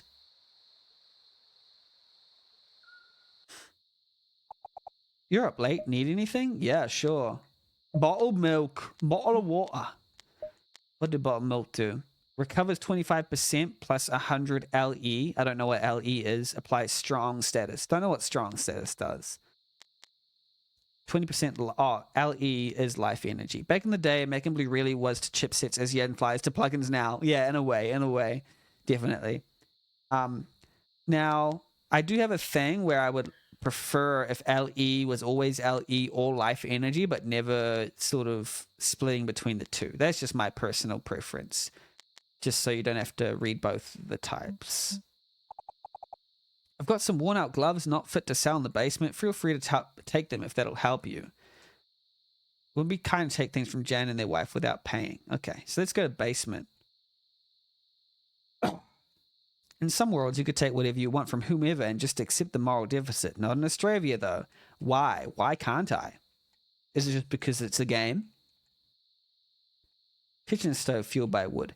It makes sense if, like, what's it called? That's just what the character would not want to do. But, like, that one didn't make sense to me. It's empty. Okay, now we can equip, I'm guessing. Yeah, equipment.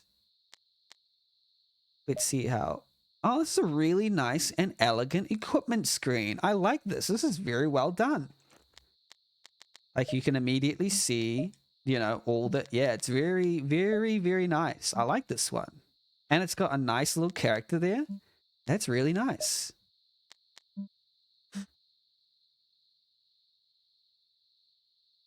The centering of the text is interesting. I don't know if I'm 100% for it, but hey, it's not that bad. It's just like it's very centered text on all these things, but I expect left aligned just for some reason. I don't know why.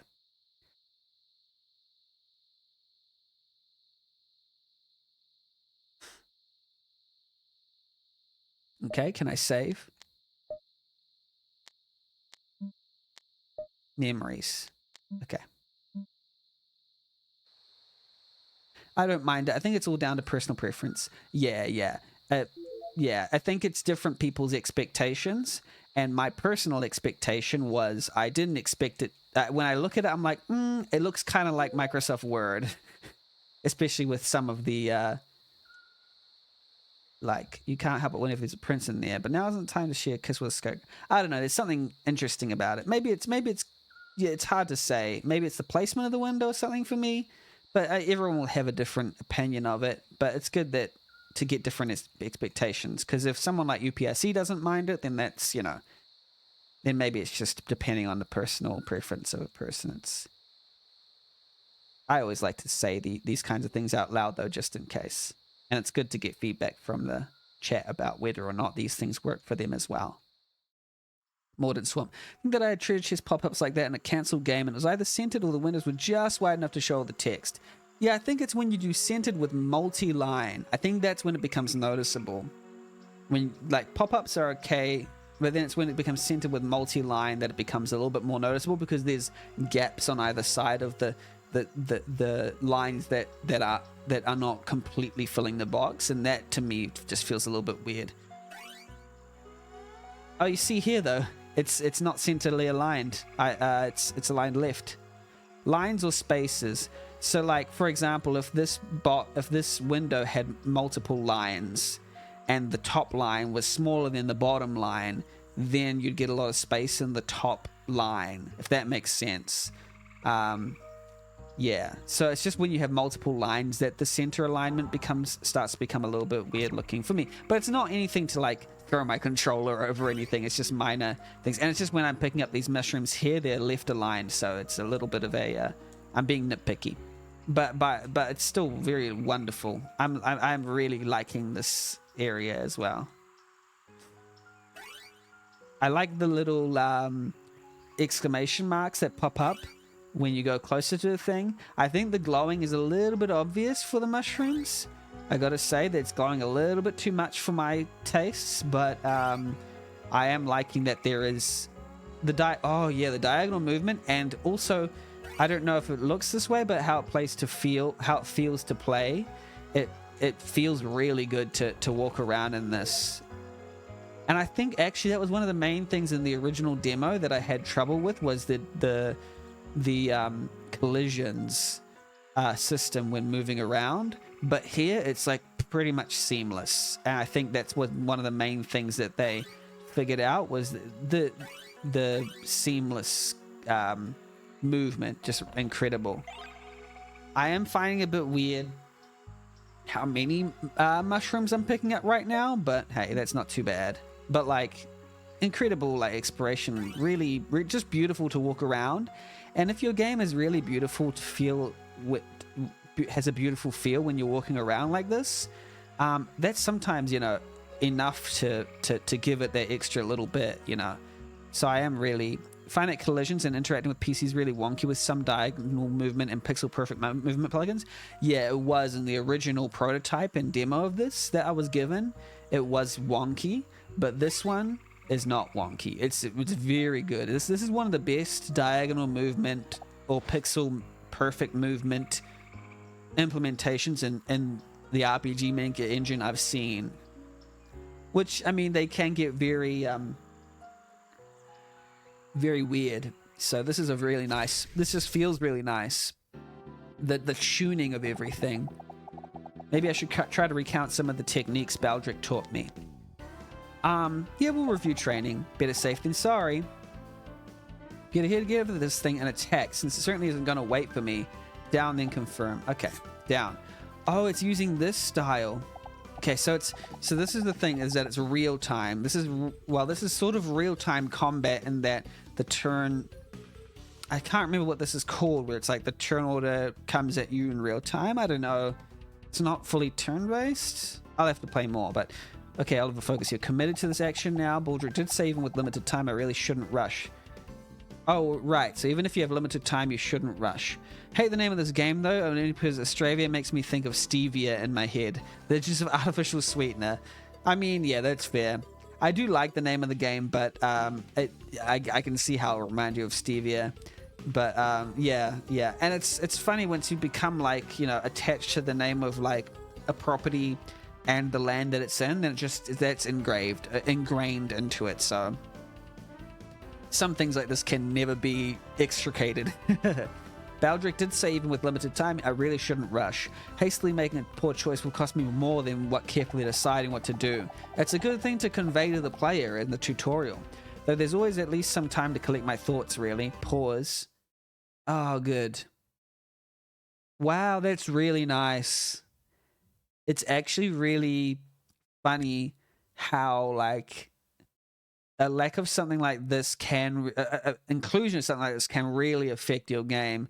Being able to pause in a frenetic and crazy, you know, battle system like this is great, you know, and then you can just keep going. So you can pause to think. Oops. Oh yeah, there we go. You are waiting a lot, though. We'll see if it speeds up later on. Alright, maybe I should take some time to assess before rushing to attack again and try playing a different strategy. Try waiting. Okay. Right trigger to faster. Okay. Okay, it looks like it's going to attack me. Okay. Oh, I love the quasi 3D battle background. Yes, I do too. I've always wanted to make them like that for some projects, but struggled. I don't quite know how they did it, but it looks nice, doesn't it?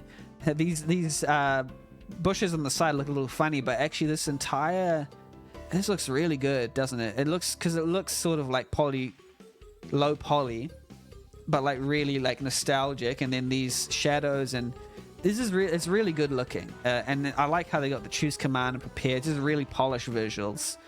I should get into a defensive stance and brace for its attack. I also like how you can speed up the system by holding down right trigger. It was my original plan for DZ and Rigium versus the Fantasy World 2, but couldn't get it to look good. Yeah, it does seem like it'll be a difficult thing to pull off. So I don't know how Jaiden Alemni and the crew have done it, but this does seem to be really nice looking. I should get into a defensive stance and brace for its attack. I just have to remember that I can't attack and defend at the same time, so I press LT. Oh, can I do LT and RT at the same time? It's all coming back to me. I feel like I'm really getting into the flow of battle now. Press RT to speed up. Looks like a PS1 JRPG. It really does. Should have no problem finishing this. Speed up. Okay. So it does seem like speeding up.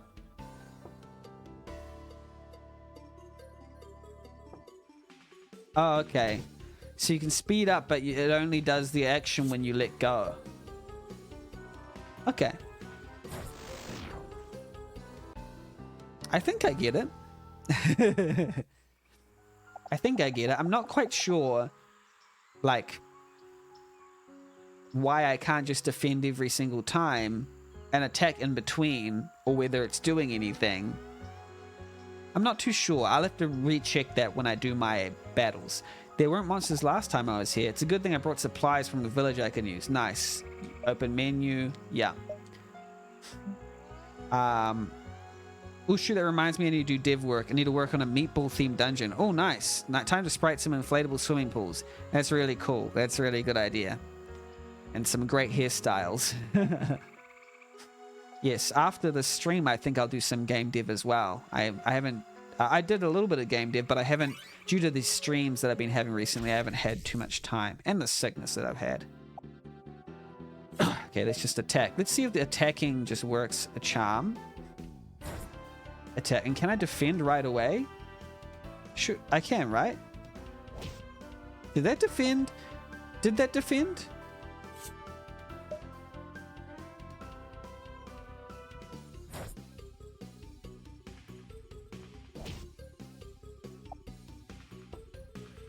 Oh, defending slows me down.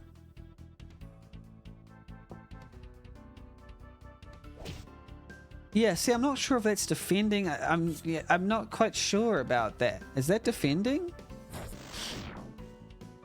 Yeah, so because the holding down defend slows it down in real time, but it doesn't defend any attack where even if I press defend like a split second before, does it use any energy? Or is it just, can I defend every single attack that comes my way?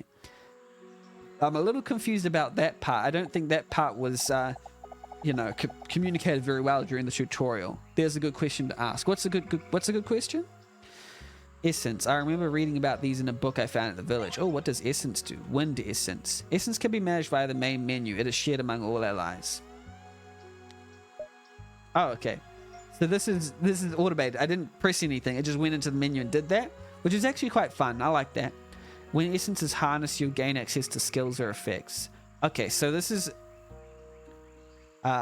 So the assumption is that essence is a thing that can be equipped, or what should we say about essence? Harnessed. And when you harness an essence, you'll gain access to the skills and the effects that are listed with the essence. Oh, what do you think of these skill ideas for what the Benny Master can teach the party members? High charisma, decreases threat to enemies, good vibes, buffing, regenerating for the party, and Brungle Storm. A bunch of Brungles attack and damage all enemies. That sounds good to me. High charisma decreases threat to enemies. What is the decreased threat? Oh, does it so does that mean that when Benny casts high charisma, that Benny becomes less of a threat to enemies and they won't target him as much? Because that seems like a peaceable ability, right? It's like, oh, I could use high charisma to like make people friends with me. Okay, that's cool. And I guess that's just a self thing, just a self-preservation technique, which is quite funny. I think they'll go quite funny with like a selfish personality, if it is a selfish personality I have, egotistical but like quite kind. I don't know, that kind of thing. Good vibes, buffing, regenerating for the party. Okay. These are very complimentary skills. I like it. Thank you very much for putting me in a complimentary vibe. And Brungle Storm. Bunch of Brungles attack and damage.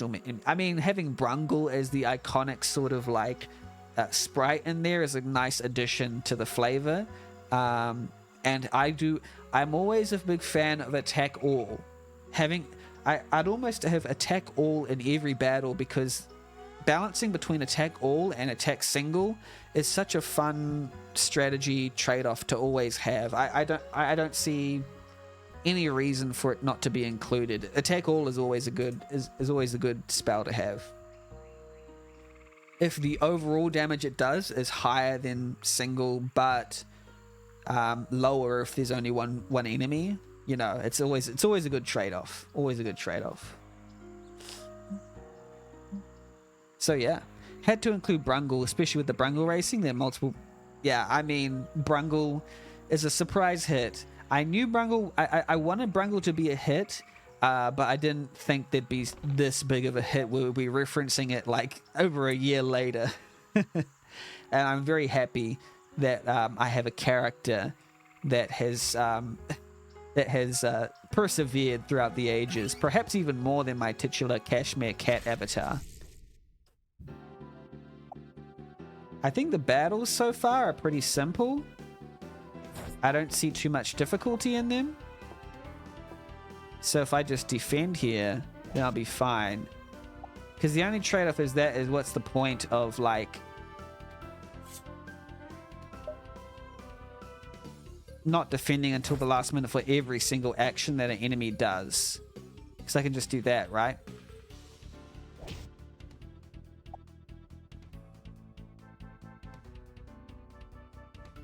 Okay. Now defend. And I can also just do breeze. I don't know what breeze does, but...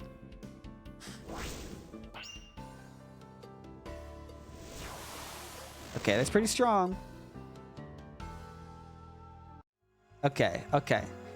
So, not really... The battles are not really a problem at the moment. Oh, there was a weird glitch that happened there. I don't know whether that was just on my screen. Gotta love those RTP sound effects. I think they are, right? They're RTP.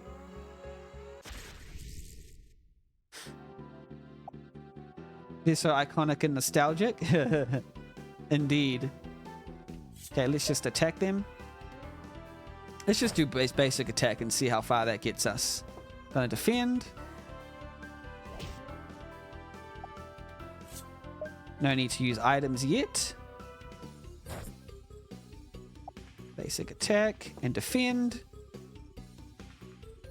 Does defend give you +3 ME? I am getting +3 ME every time I defend. I love how the sound effects are the one thing that's been relatively unchanged for 2K, 2K3. Right. Yeah, that is a cool thing.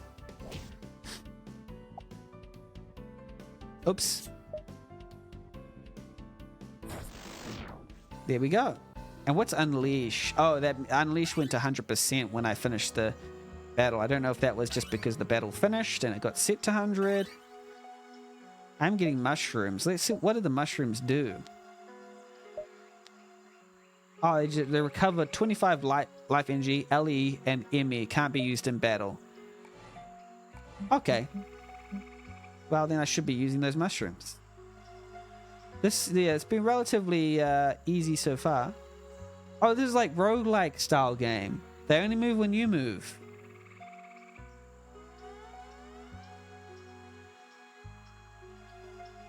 That's pretty cool.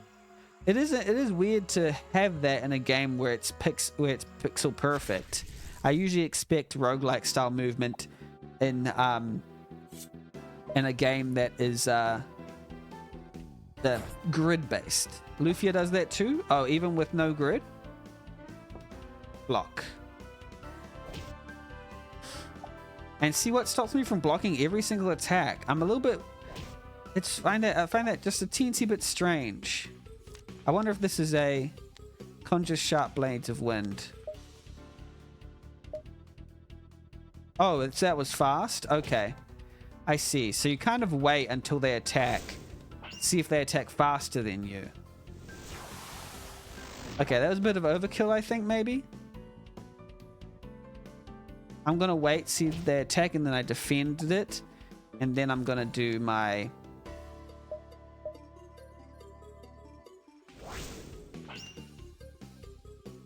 Okay, now I'm seeing that like the speed of the characters is going to be like a consistent thing that I have to keep an eye on. Like some will go fast to the point where their turn will overtake yours. And I actually quite like that idea. Because like right now, I can use my defense against them. Oh, they ran.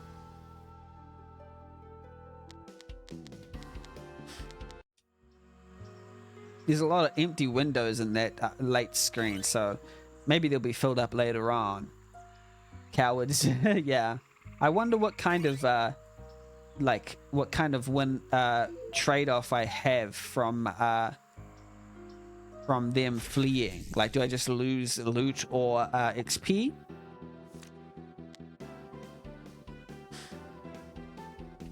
Okay, let's just defend these ones.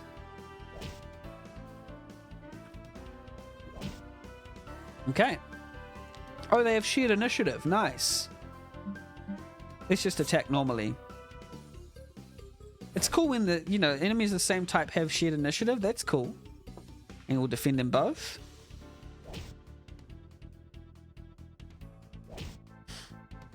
And then we'll attack. Let's do like the breeze one.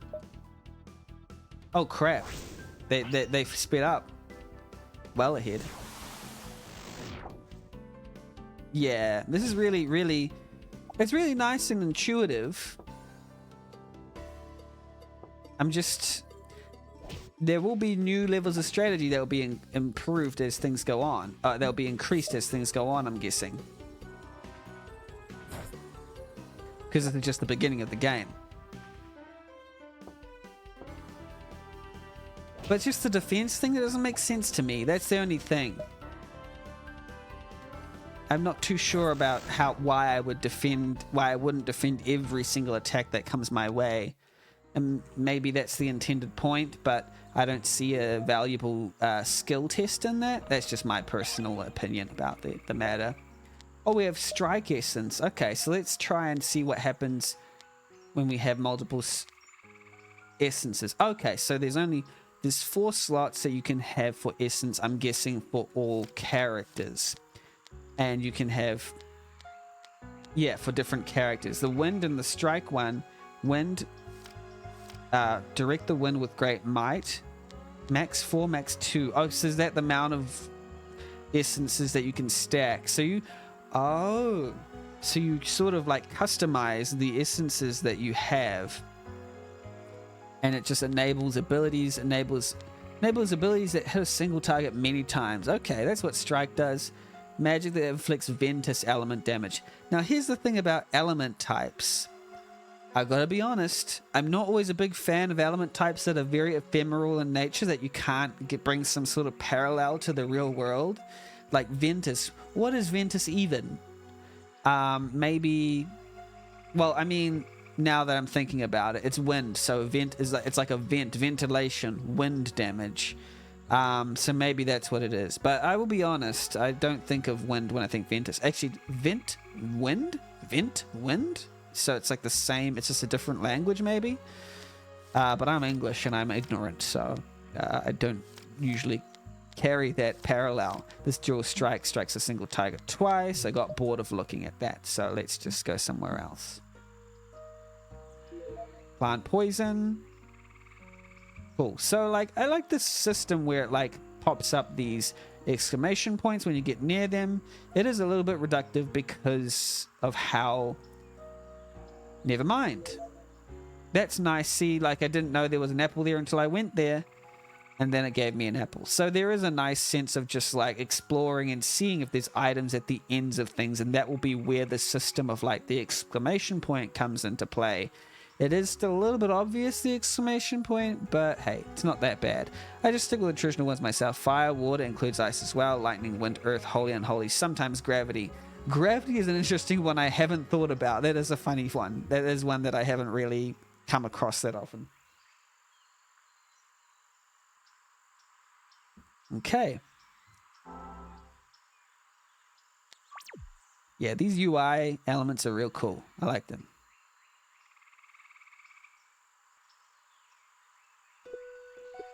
What are you doing here? Hazel. Well, earlier I had a vision and I don't know, it felt like I should come back here. I was actually hoping to run into you again. Well, whatever the reason, you shouldn't be here. This ley line is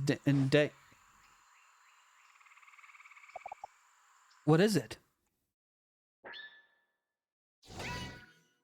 Oh, that's a nice cutscene, but huh? I like the animation there. That was very cool. Looks like they finally caught up. Who is they? Are they hiding? It is not safe here. Come with me. So they must be invisible? That was a cool little animation there. Ooh, nice ceiling. Cool animation. I am surprised they couldn't run through with them, though. The brilliant Hazel always spoiling my fun. This was supposed to be an easy retrieval. Something about this character design is really cool to me. It immediately with the music as well, immediately brings forward certain emotions. You missed the cool animation while you're spriting swimming pool? It was just a really quick little buzz of an animation, but it was really well done. I wouldn't be too concerned with him.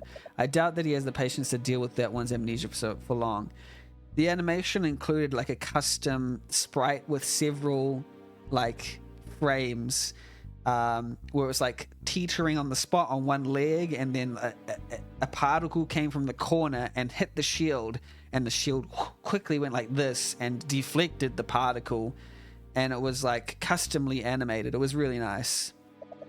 We should remain focused on the estuary. The estuary is my focus. And the cool thing about moments like that is that if they're very critical cutscene moments, it is worth it to do animation frames like that. Yeah, really. Like, it's those little things that actually do matter a lot. Like, they can be extremely memorable moments for the player. Because sometimes you're just like, oh, they won't notice if we put extra animation frames in there. But nope, it's very impressive when it's done really well. But I'm finding it so terribly difficult to remain easygoing, knowing those two will get to it before we disarm this barrier spell. Benny notices, yes, I notice, but also like people notice, like even like a custom hug sprite. People, you feel that when someone customizes like a hugging animation or something like that. I've always felt that there is a particular moment in Undertale where one character hugs another and there's a custom animation for it that just accentuates the scene so well. But yeah, I do notice. Follow me. But yes, it's worthwhile to those little touches. Always worthwhile. Well, it's worthwhile if it's a key moment, or if it's a key moment basically. Hold on, can't you explain what just happened out there, or who those people were, or what this place even is? I don't have time to answer so many questions, but this place is a ley line. Well, the temple that sustains it, to be more precise. I have something I need to do, but first we must find you a safe way out of here. So it seems that, Azal, the only way that I can feel like something is important that you won't tell the player is if you're hiding something. Whether you're good or evil, whether you're hiding something. It's like there's no time to say. Usually, in my opinion, if it's not lazy writing, it should mean, well, I don't want to say it right now. Otherwise, I think you should just say it. If this person has nothing to hide and they're good, then they should just say, I'm trying to save you from them because they're chasing you because of this. But sometimes, if you're going for a secret society, and I'm guessing, that might be what it is, like, and you want to protect the knowledge of this thing you're holding secret until it's like confirmed that this person is on your side, you can just like shrug it away with like there's no time as an excuse because you don't want to divulge confidential information. But we just need to be very careful because it can become a lazy trope to just be like, there's no time to hold back information. Plot blocking just for the convenience of it can be very lazy. But if you can plot block, I think it's important to plot block sometimes, but make it realistic how the plot blocking is happening. So to be clear with this, I don't know whether or not it is realistic plot blocking or not, but I do hope it is realistic. Follow me, don't fall too far behind. Okay. That was really cool because it allowed me to jump while the animation was occurring. I don't know why that was the solution. Would it also happen if I was able to push that up as well? Or did it have to be that one way? If I remember correctly, the Astravia chamber is beyond that door and an exit should not be far from it. This is just a really interesting sort of, architecture. We'll need to find a way to the upper level. Okay. Will those other musicians follow us? Do you think they're going to stand around outside and patiently wait for us to finish our business here? I expect it will not take the three of them long to break the seal I placed. And the more questions you delay us with, the sooner they'll catch up. Let's go. Okay, let's go.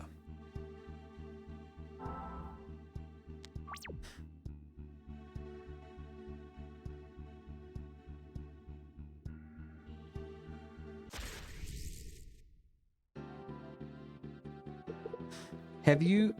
Oops, I didn't. I just spammed A and I accidentally went through that. We don't have much time to spare, but I suppose I could explain a few things. It kind of flashed out and in, and that was a little bit disconcerting.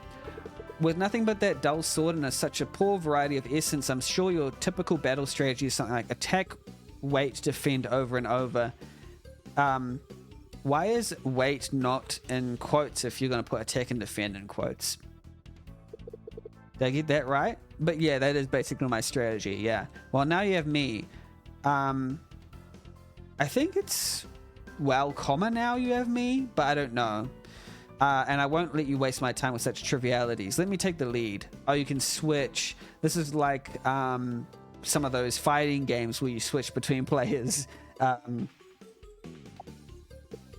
Oh, that's cool. Use L and R. It is more difficult to time things when there are several officers on a battlefield, but if you've been paying attention, waiting... I until you can see what your opponents are planning will help you choose the best action. If they're defending, attacking is nearly pointless, but spells and abilities can still break through. So, okay. So if they're defending, it's like a physical defense, and you push through the spells and abilities, especially if the magic element is more effective. I'm trying to think, how do I know if the magic element is more effective or not? I guess by just learning through trial and error, or by looking at some monster bestiaries or something. I have a proper assortment of spells. While casting tends to take longer, there's no doubting it will end the battle swiftly. Check Azel's spells, left, then A. Okay. Quite a few spells. Stop. Okay, let's just do a spell. I don't know how to do this better. A bolt, I guess, on that one. You'll become more threatening to your enemies if you cast magic or hold a defensive stance. Some abilities in essence will also make them more likely to attack me or you, so leverage this. Oh, okay, defend to draw attention away from me while I'm trying to focus on magic is a good strategy. So if I defend, if I hold down defend, is that like a lure? Does it lure them into me?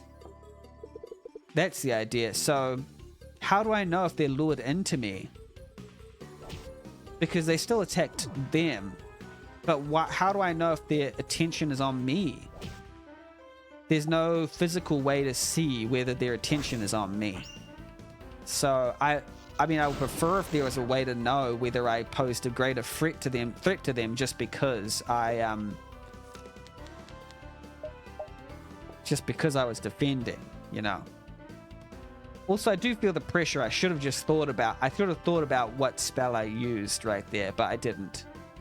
I'm just going to defend right here and let that one do the spells.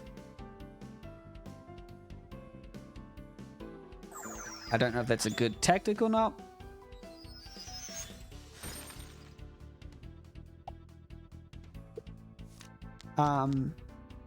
Breeze.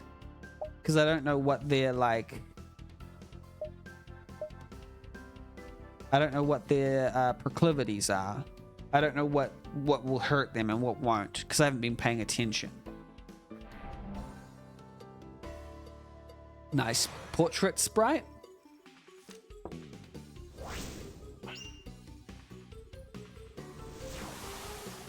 I forgot what that spell was, but it did well. It was like the lightning one? But the mystic energy...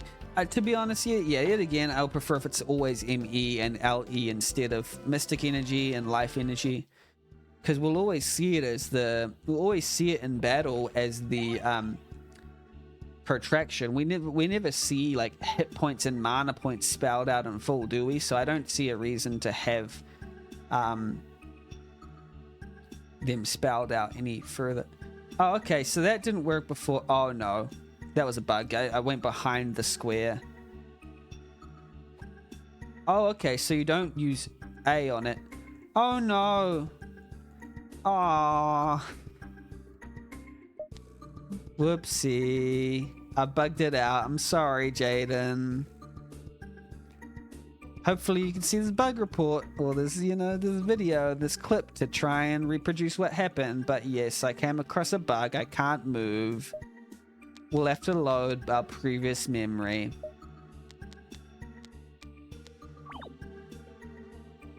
Oh, that was before the battle too, I think. No, I saved after the battle. Ah, that's okay. So when you jump back, right after jumping there, that's when the bug happens. Okay. So Oliver's gonna get so dizzy. Yeah. So. What the game didn't teach you, I'll just say this, or at least maybe you did teach me, but I didn't get taught that you could jump across gaps like this. So you know how you have the hovering feature of like when you see when a treasure is near? I believe it'll also be fun to have a hovering feature when you can jump. And I don't think they'll be too difficult to program either if you've already got the hovering feature for chests. Like if you had it here, that you have like a jump command. But it is interesting that you just jump by like jumping in, like moving into it. It does feel a bit weird because it takes a while to jump over, but I would actually prefer it if I could just jump over immediately without having to walk into it fully. I don't know. It does feel a bit weird, this one. I'll just say that much. It does feel the controls for jump. Well, the delay before jumping. Have you Dot, dot, dot. I think there's a space before fort. Fort along its side. Anyone before? There's an idea I may use. There's jumping in a few areas in DZ and Reverse. Oh, yes, yeah. Like hover pop-ups when you get in the proximity of when you can use a jump, I think is a great idea for RPG style jumping. Like an exclamation mark or something. Yeah, above the character. When you get on the square, then it's like, hey, you could do this here. It can work. Or otherwise, if you don't do that, you're going to have to be very consistent about the map, the way that you make jumps possible. Like every single square where there's a one tile gap, you're going to have to make it obvious that you can jump across that. And you can just use a jump button, you know. So it's either going to have to be extremely consistent, or you're going, or there's like the little exclamation mark thing that occurs. So one or the other. With nothing but their dull sword and such a pure variety of essence, I'm sure typical. Oh, we've already had this before. Okay.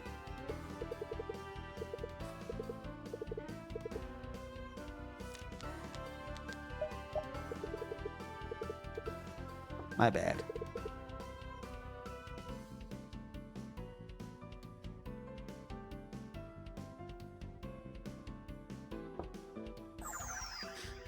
So I hold down L and then I hold down R to make it go faster.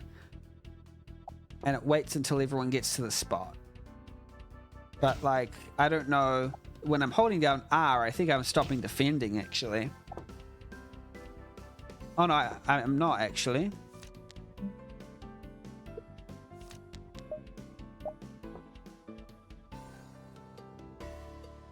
Oh yeah, I can hold down R while defending. Okay, that makes sense. It's pretty cool.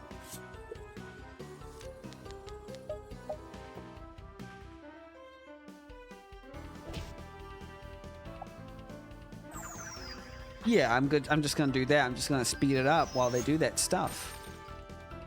Whoa, that didn't work very well, did it? Okay.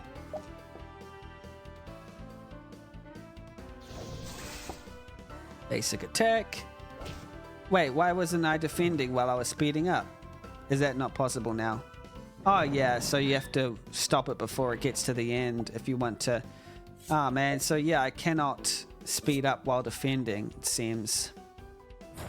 Or I can, but I have to let it go just before the enemy gets there, which I suppose is fine. Cool, I gotta level up. I wonder what that means. Okay, I do remember this was a puzzle. And I think that seems to be a reset button. Oh, that's right. When you push something just like that, it pushes... Oh, but we have to get them on those slots? Okay. Okay, only cobwebs and dust. Okay. I'm a puzzle person. I can deal with it. Yep, you just... Looks like there's multiple solutions to this puzzle, so it shouldn't be too difficult. I mean, I'm a puzzle guy. Give me the better... Give me hard puzzles. Nah, just kidding. If you're making an RPG and a puzzle like this is compulsory, then yeah, make it as simple and as you know,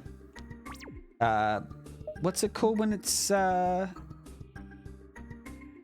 needed, unnecessary. Okay, that's pretty cool. But can I jump there? Yeah, you can. Okay, cool. You can jump across any one gap thing, but I think it's just the delay when jumping that feels a bit weird. I would like the delay to be smaller. That's what I would prefer. Oops, I forgot to...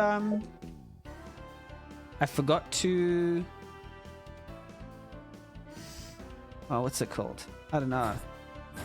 I forgot to heal. This is gonna be bad. Defense time.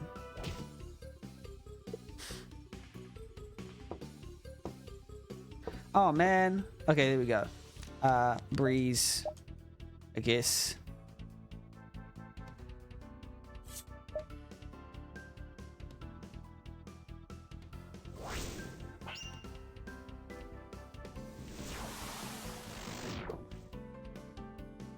Oh, when you've done the action, you can't defend. I see now. I see how it is.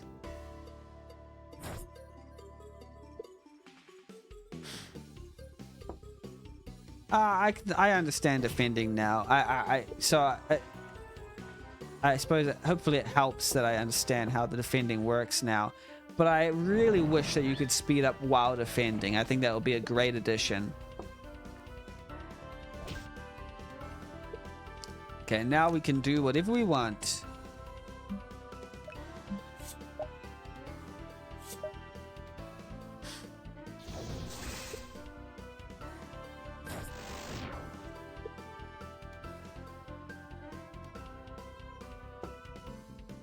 Hopefully we don't die. Oh, they didn't do anything. Okay. And let's heal after this battle. So I guess it is doing some nice balancing, because I'm already doing pretty badly. It's not super easy, but it's not super difficult either. Oh yeah, the Oliver's dead. Whoopsies. Or just fainted. I wonder... Oh, they come back at 1 health. Okay. Fork essence. Okay. So, we're gonna get fork essence. Whoa. How many essences do we have? Oh, Hazel has all those. Okay, so this will be an interesting one, is to see, like... Oh, yeah, you can see who's holding each essence. Okay, I was gonna say, like, see who's holding each essence. But now... You can. All essence. And you have a max amount of essence slots that you have. Okay. But we'll get rid of wind maybe. We'll get fork. That'll be fun. Everyone has the max amount of... I thought I equipped fork. Oh no. Sorry, I broke your game again, Jaiden. There's a slot available on the right, but fork isn't showing.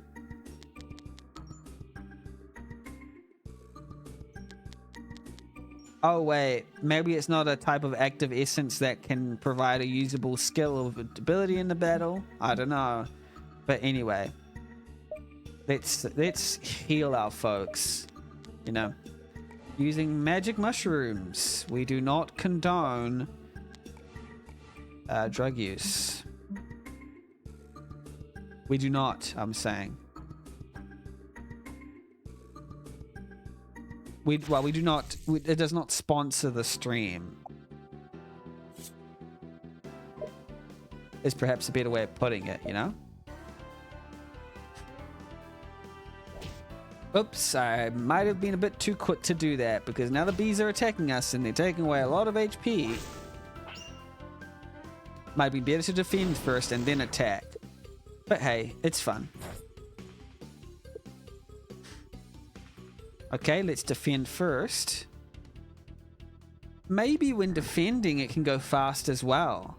Like, I think that'll be quite a fun balance to have, personally speaking. But, like, if we defended there, it'd be nice for it to go fast, I think. I think that makes the most sense, actually, to my limited understanding of how this battle system works, is for defending to act like a speed up button too, because while you're defending you want it to go fast so that it will hit your defense. That's the only reason why you defend, is if you're intending it to the next attack to quickly hit your defense barrier. I don't remember that room. Which room? It's not important, we can keep going. Oh, okay, so this dungeon's interior is changing from what Hazel remembered. That's cool. Found basic mystic potion and only cobwebs and dust in here. Oh, cool. Yep, you jump over like this. I thought I got that chest. Maybe I didn't then.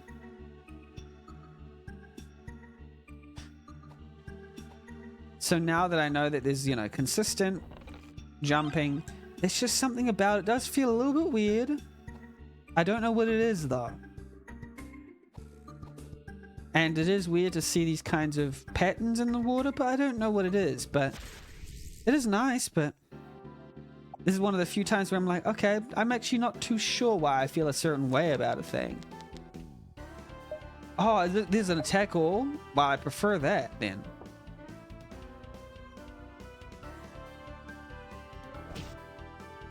Attack all is what I like to see.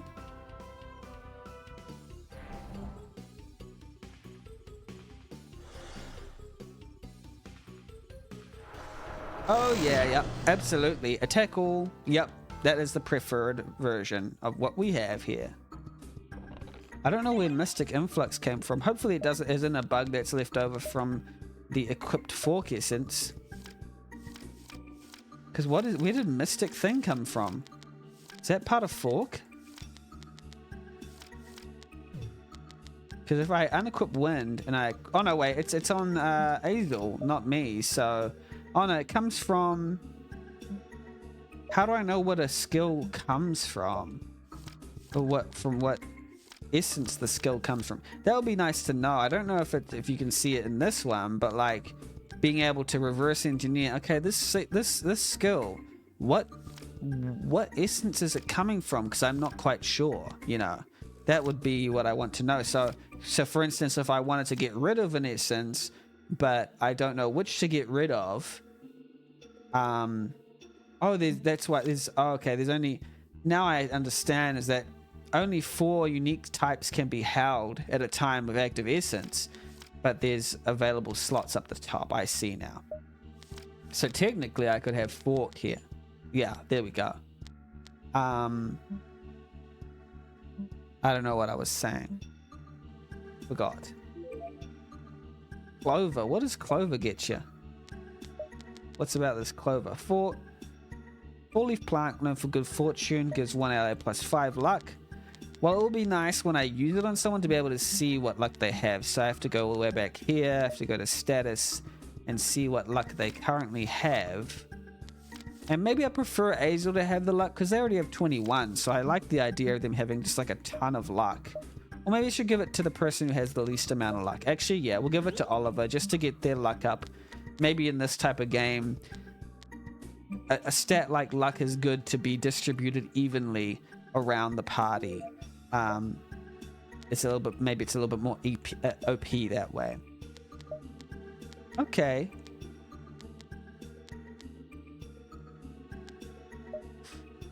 Heal outside the battle. Cool.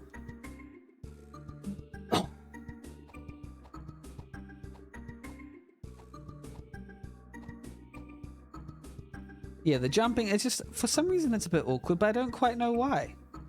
Also, why was I going back here again? Just for that one item? What was the point of coming back here?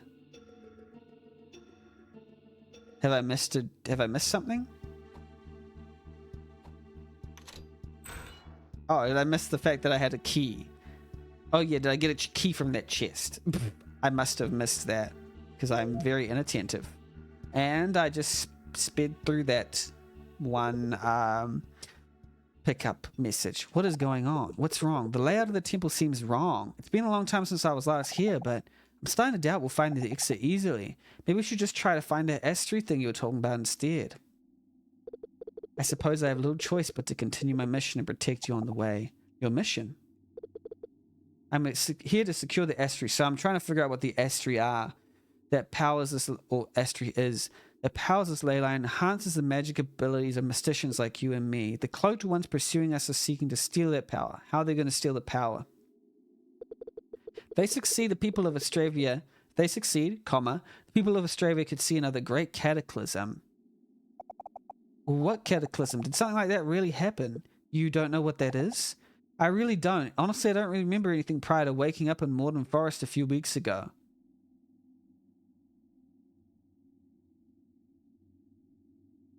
So the amnesiac hero probably has some history with this. I don't sense your pursuers. JRPGs and Doomsday events. Name a more iconic duo. Yeah. I'll use this moment to tell you the story passed down by the mysticians of that era. It was only a century ago that we were destined to die. Yeah, the reason why it works so well is because the way that games work, you can let go of information to the player one piece at a time. And so for something like a JRPG to pull you in, they often work with the mystery box formula of having like a mystery set out beforehand that they're going to sort of reveal to you one piece at a time, but they will hold back information in the sort of like, you're not ready for that yet. You're not ready for that info yet. And just reveal it to you one piece at a time. It is a nice way of doing a narrative, but if every single narrative is in the exact same way, it can start to get a little stale over time. But I think we are yet to sort of find out new ways of making game narratives, because it synergizes so well with how games are structured. Because games are so full of gameplay and you only have a short amount of time to include dialogue usually, unless you're a visual novel, and it's always quite linear. Well, what am I saying? No, it's always quite like, forget that last sentence I said. But yeah, it's a good way of easily grabbing someone's attention. But I do wonder if there are different plots that we are yet to sort of discover. That's why I like these unconventional games like Disco Elysium and Pentiment. That sort of, of course, games are more non-linear than films, maybe. Okay. Well, there we go. The Great Cataclysm. Failed to perish in the Great Cataclysm. We watched in terror as the ground quaked and split apart. And also because... One second. We choked on the air as it burnt with the certainty of death. This is like the Pompeii style, everyone's gonna die because there's a volcano type thing. I really like this cutscene. I'm getting a bit choky. Getting a bit coffee. So I might end stream after this. Well, I was going to anyway, but my throat is getting dry. That's what I was meaning. And we beg the gods to not take the world away from us. In that dire moment, two mysticians appeared, shadows extending beyond the horizon and obscuring the blaze. Sentence forgiven, yeah. With their mystic gifts, they put an end to the destruction. This feels like a ominous mythos-based theme. And order returned to Astravia once more.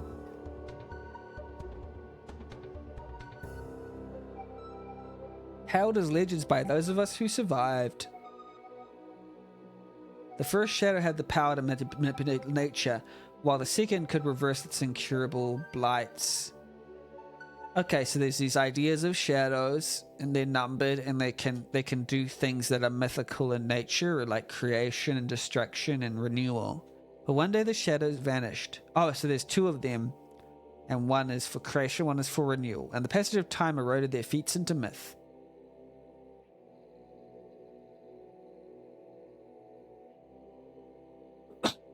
The fragments of the cataclysm, and the essence of their gifts, the Astri,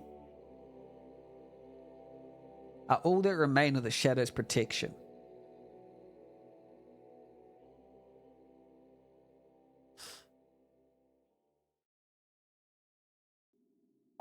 So, the shadows made the Astri, which are kind of like leftovers from the Great Cataclysm.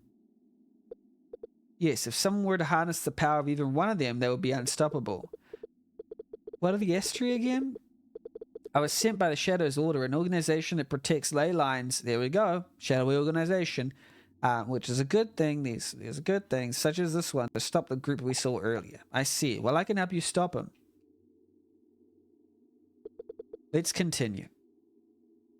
Cool. So it wasn't plot blocked for too long. It's just like, it was just like a very short period of time, and then, well, we give you the rundown when we can.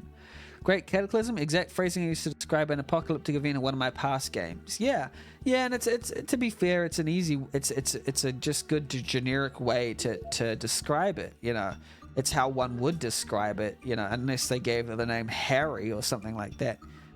The Great Harry happened 2 years ago. So how does this one work? Well, I'm guessing it won't be too bad once you get at least, once you get them at least in their slots. Nope. Because that one needs to be pushed in first. Oh. Yep. Okay, so that one needs to be pushed in first, like that. Okay, cool. And then how do you get that bottom one in there? Okay, so you need to go like that first. at least, and push that one. Oh, no, I didn't mean to do that. Okay, that's a little bit of a bug, I'd say, because I pushed it to the right and then I pressed up, but it pushed it up even though I wasn't beneath it. Whoopsies. But yeah, let's go left here. Oops. Wrong. No, no, no, no. No, no, I didn't want you to finish it. No, I don't want you to finish it. No. Fine. It's so annoying.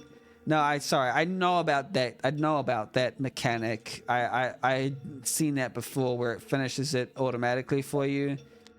I do like that would happen, but not on the third try. Not on the third try. Maybe fifth.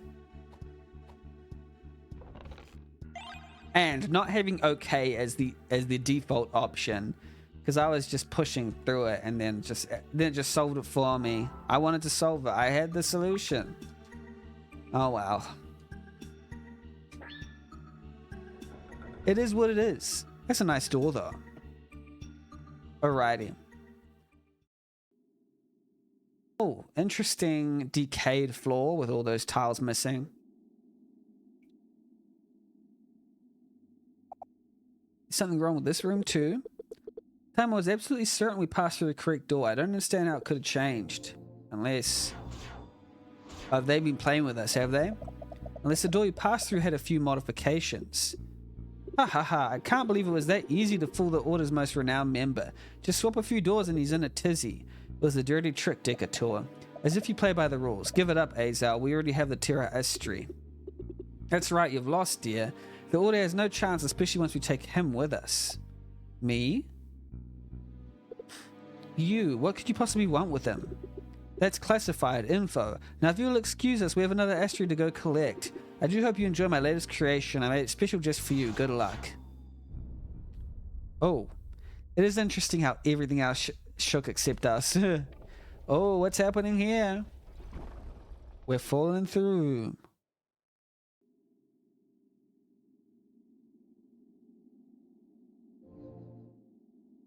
When you said Asla, I was staring at my other screen and thought it was Lazal. Oh, that name caught on fast. Yeah. Lazal. A legendary name by now. Thanks for that, Azel.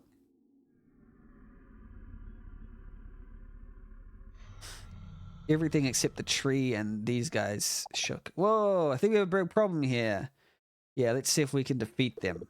That's right. Let's show Decatur how thankful we are for the gift he left for us. Oh, this is cool. Burn. I mean, burning a tree sounds like the best idea. And a bolt? Sure. Let's use the most MP that we can. And then here, let's defend.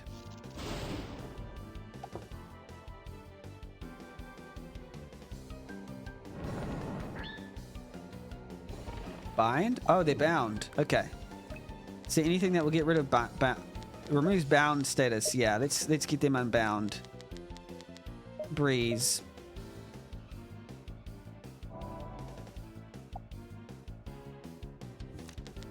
And burn, be better. Well, maybe they're already burning. Oh no.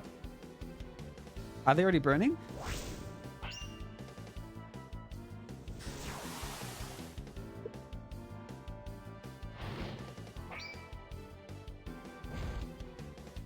Yeah, they're already burning. Defense time.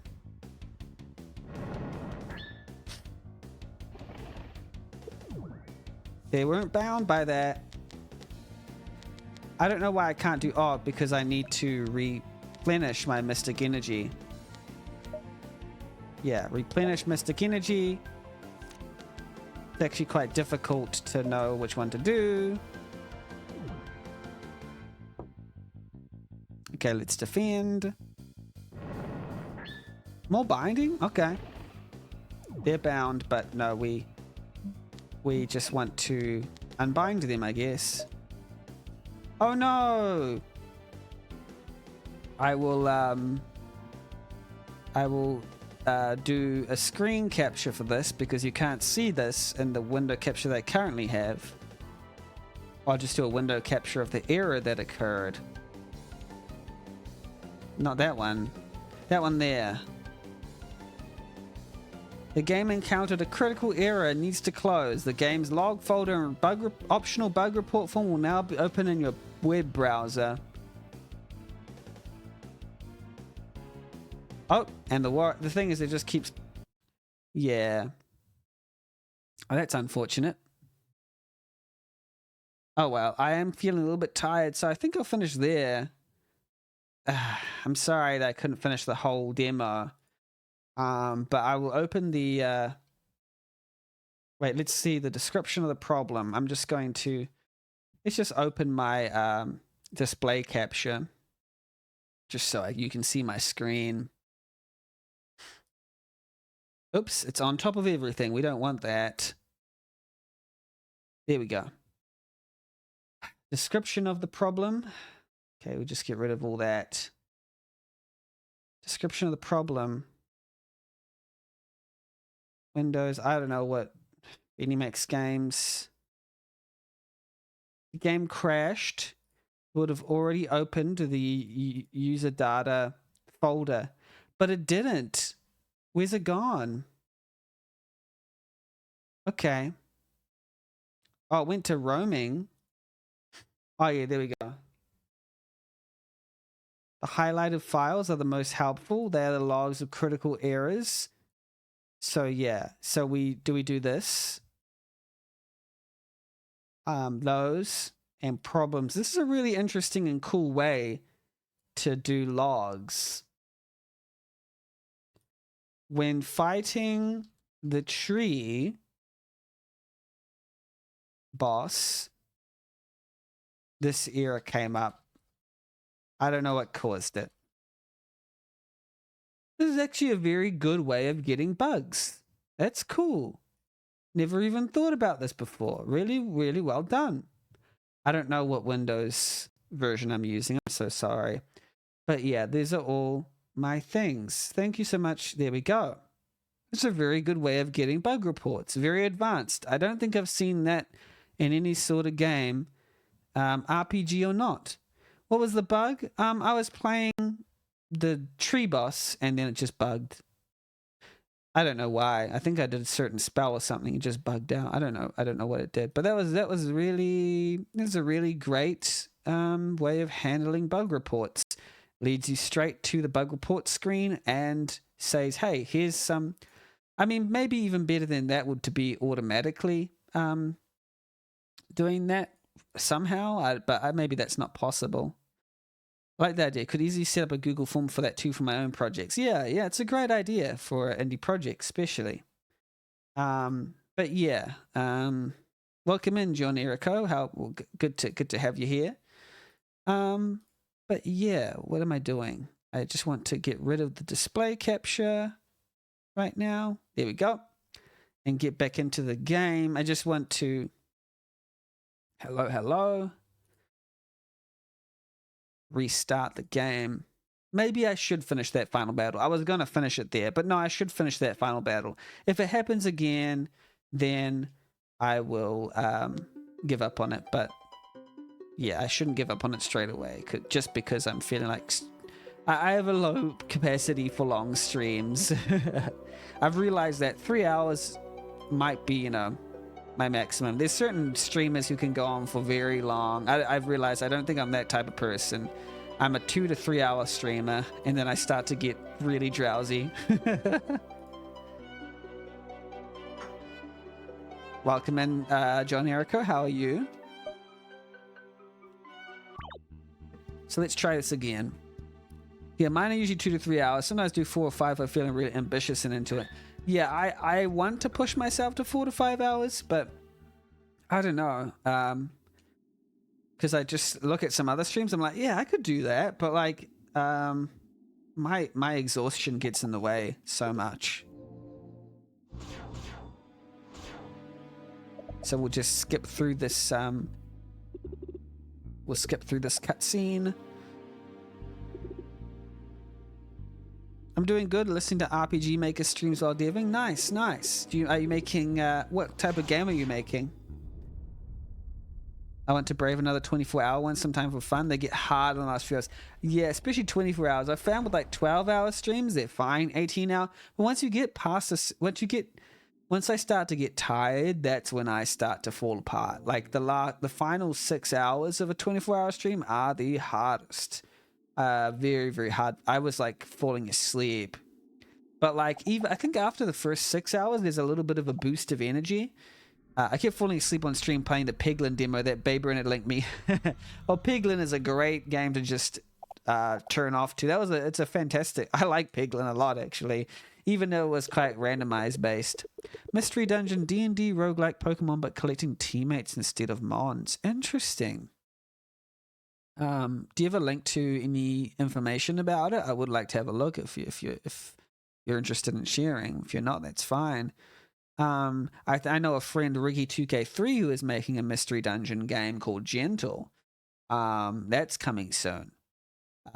Okay, no online information, that's fine, but hopefully, yeah, you can.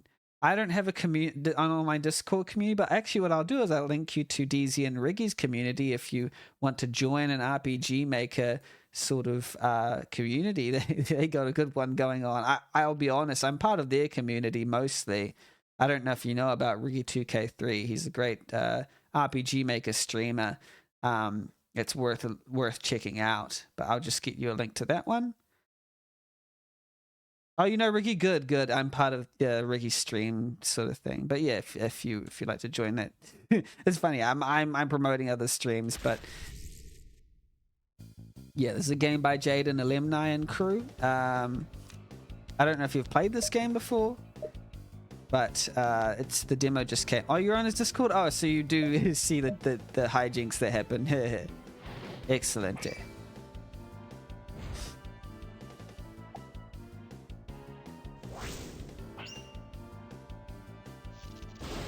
Okay, so hopefully we won't trigger any errors this time around. Surely that some game-breaking errors will not be... To be honest, I'm not very active in it. I'm mostly active in Zephyr and Nova. Oh, Zephyr and Nova. Ah, I see. Are you from the old school kind of RMN crowd? Because I see those users as being sort of synonymous with sort of RMN, middle-aged RMN. I definitely have been like RPGmaker.net sort of crowd. Because I know. Nova. I have played Prayer of the Faithless from front to back, and I have been a big fan of Nova's games over the period of time. So yeah.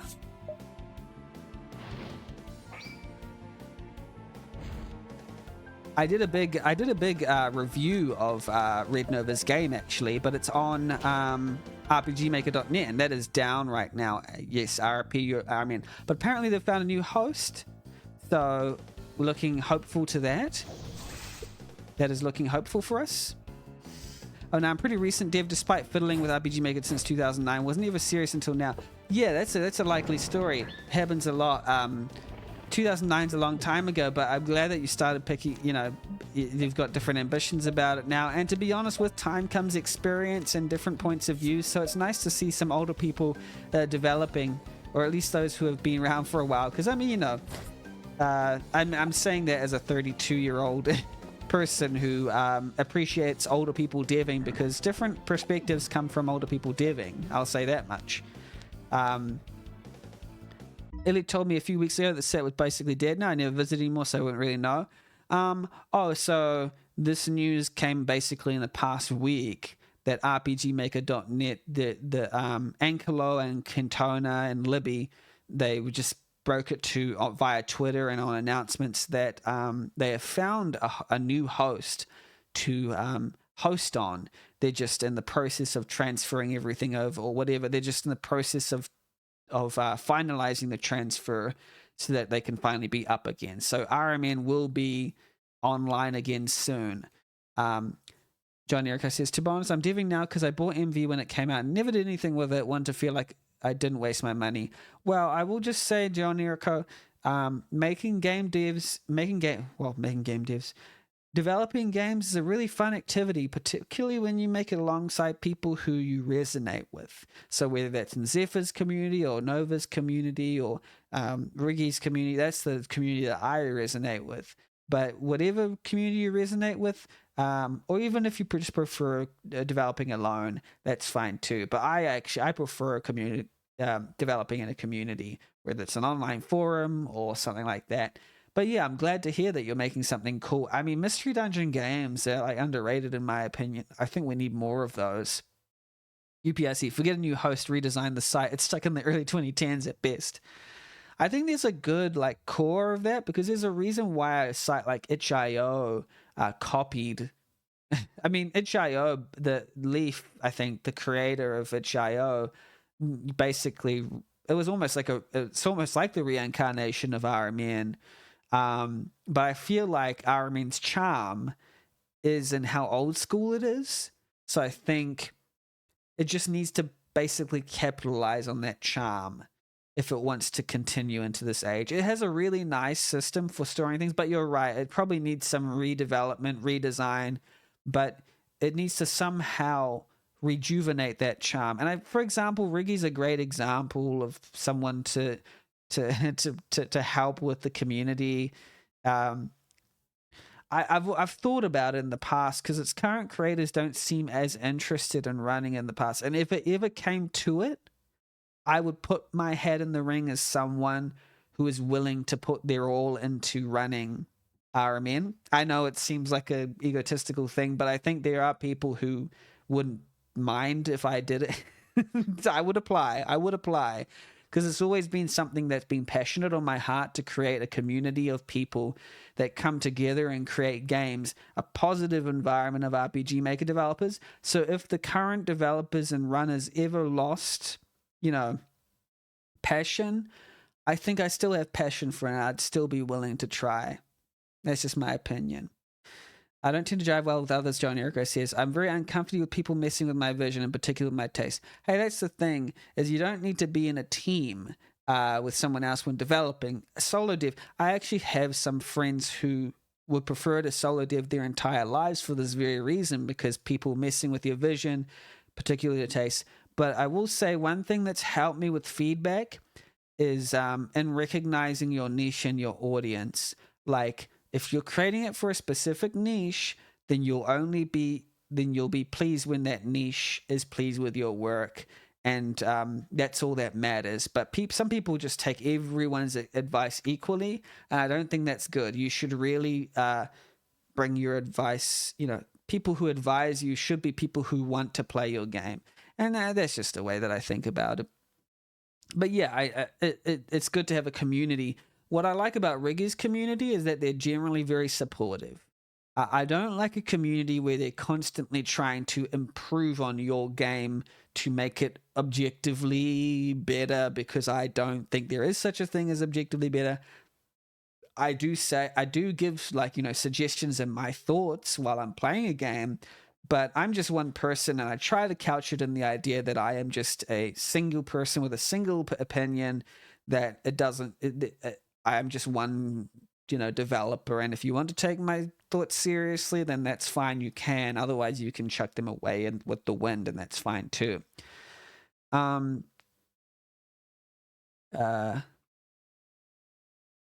a lot has been said actually. Get a new host. Heck yeah, DZ and Riggy community all the way. It's the only community I haven't bothered. Yeah, the Riggy community, DZ and Riggy community is great. Itch is a better version of RMN in terms of functionality. For sure, I just upload everything there. Now I delisted my games in RMN, and they think I did it out of spite. You just think RMN is outdated. I get more hits on Itch. Yeah, that's fine. Maybe they think you did it out of spite for the community, but you maybe did it out of spite for how backwards they are, or how backwards the technology is, and how comfy the higher-ups are with its direction. Maybe that's fine. But you didn't do it out of spite for every single member of the community. But it is sort of a thing when you find a new community that's good for you and a good fit for you, that's when you realize how much the old one isn't so much a good fit for you. I do like to straddle both communities. I like to be in the Riggy DC and the RMN community, but I do think that the Riggy and DC community has a certain supportive atmosphere that I don't find in many of the other RPG Maker communities, except the most positive ones, and I tend to like those ones. John Erico, it's me. I'm the niche. I want to make the game I want to play. See, that's the thing as well. The satisfaction of making the game and playing, and just making game and playing your own game is sometimes enough for some people, but some people feel the obligation to do something for everyone. When I just want to say make your niche to the certain people that you want. And then just try and thrill them the most. In my opinion, a game is best if it thrills a small amount of people the most. You know, it doesn't have to be extremely mainstream to everybody. I don't know who DZ is. That's fine. That's fine. Riggy and DZ are best friends. And they have a server together, a Discord server together. And they both stream RPG Maker games and other types of games. That's the best thing about the DZ and Riggy community. We lift each other up, not tear each other down. Yeah. And I think there's always been this sort of thing with like RPG Maker communities where there's this idea of a objectively good or objectively bad game design. And that's something that I've fought against for a while. Game design is always for a purpose or an effect on specific niches rather than this is what is objectively beautiful, objectively bad, objectively good, you know? And I feel like those terms in game design sort of flatten the game design plane and make it kind of weird. A 3-tile rule. Yeah, that was one of the contentious ones. DZ is love, DZ is live. Heck yes, Spectrum. But yeah, the 3-tile rule was an example, perhaps. The 3-tile rule was a mapping rule. Well, it was a rule that was suggested, well, or mandated, because the people back then in those early days, the users of the sites such as Gaming W and RPGmaker.net, they sort of propagated this idea that if your map has more than 3 tiles without a change in environment, then that is an uninteresting map to look at. It does not look natural. It does not look natural to how nature usually is, because nature is quite chaotic. But it was called the 3-tile rule, but it was more like, I can see a point where that would be correctly applied, which is nature. If you're wanting to do a realistic thing of nature in RPG Maker, sometimes pay attention to when things are too straight. Like if you have 8 tiles in a row, is that really how nature would be? But the rule of like 3 in a row being too long or whatever, it was just not any type of rule like that would create a very annoyingly consistent type of map that would just appear over and over again, where I was just like, well, now you're just creating a style of map that's just kind of annoying to look at. And it created the problem of obscuring clarity of paths and things like that, because if things aren't straightforward enough and you can't see where to walk, and when you walk you're zigzagging through an annoying map full of like jig-jagged things, which were often caused by the 3-tile rule. So it's just a lack of nuance in that regard. Yeah, not gonna lie, I've had to deprogram myself when it comes to objectively bad and good. When I saw someone making a game I found cringe, then I proceeded to learn a lot about how they use dialogue. There was great objective value in something I found objectively bad. So now I bring a spoon everywhere to eat my words. I love that. Bring a spoon everywhere to eat my words. I've had to eat my words on many a subject. But the way I look, I'm gonna do that thing that online person Thor does. I'm gonna pull up the I'm gonna pull up the display capture with the paint, MS Paint thing. Where is it? Where is this thing? Oh, that's not the display capture I want. Okay, never mind. Yes, more Benny MS Paint. Yeah. display capture over here. Yeah, add source. Oops, that's too big. But basically, he does this. He usually does this with this big black thing, and then he draws on it. What's his name? Thor, I think, is their name. One of the biggest developer YouTubers. But basically, this is how I see. Oh, I'm going to do a big thing of art, aren't I? This is how I see sort of like art and games and everything like that. But I'll just reply to everyone else first. Thor is the reason you started deving again? That's awesome. That's great to hear. That's fantastic to hear. I'm taking a break from that other. I'm gonna put some chill beats on while I do this, just so that's not completely silent.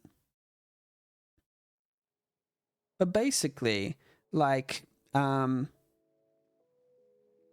objectively bad or good, yeah. I disagree with it vehemently. Not even commercial RPGs adhere to that silly rule. Yeah, it was just like a general thing, a response to a problem that was in RPG Maker games where they were just doing super long lines, and they wanted to be like, hey, stop doing that. Stop putting 3 tiles in a row. But it was just a very strict solution that provided something not so good. If you don't find a map interesting to look at because it's not changing every few times, because like Pokemon did a good job of making consistent maps, even though they had long lines of unchanged things. Sometimes this can be more depending on what you're working with. Yeah. So basically, this is my idea of the art. What was I thinking of? I'm excited for the anti-non-compete law to go to effect in the US. Maybe I'll make a game. Oh, so you legally can't make games now because of the company you're working for?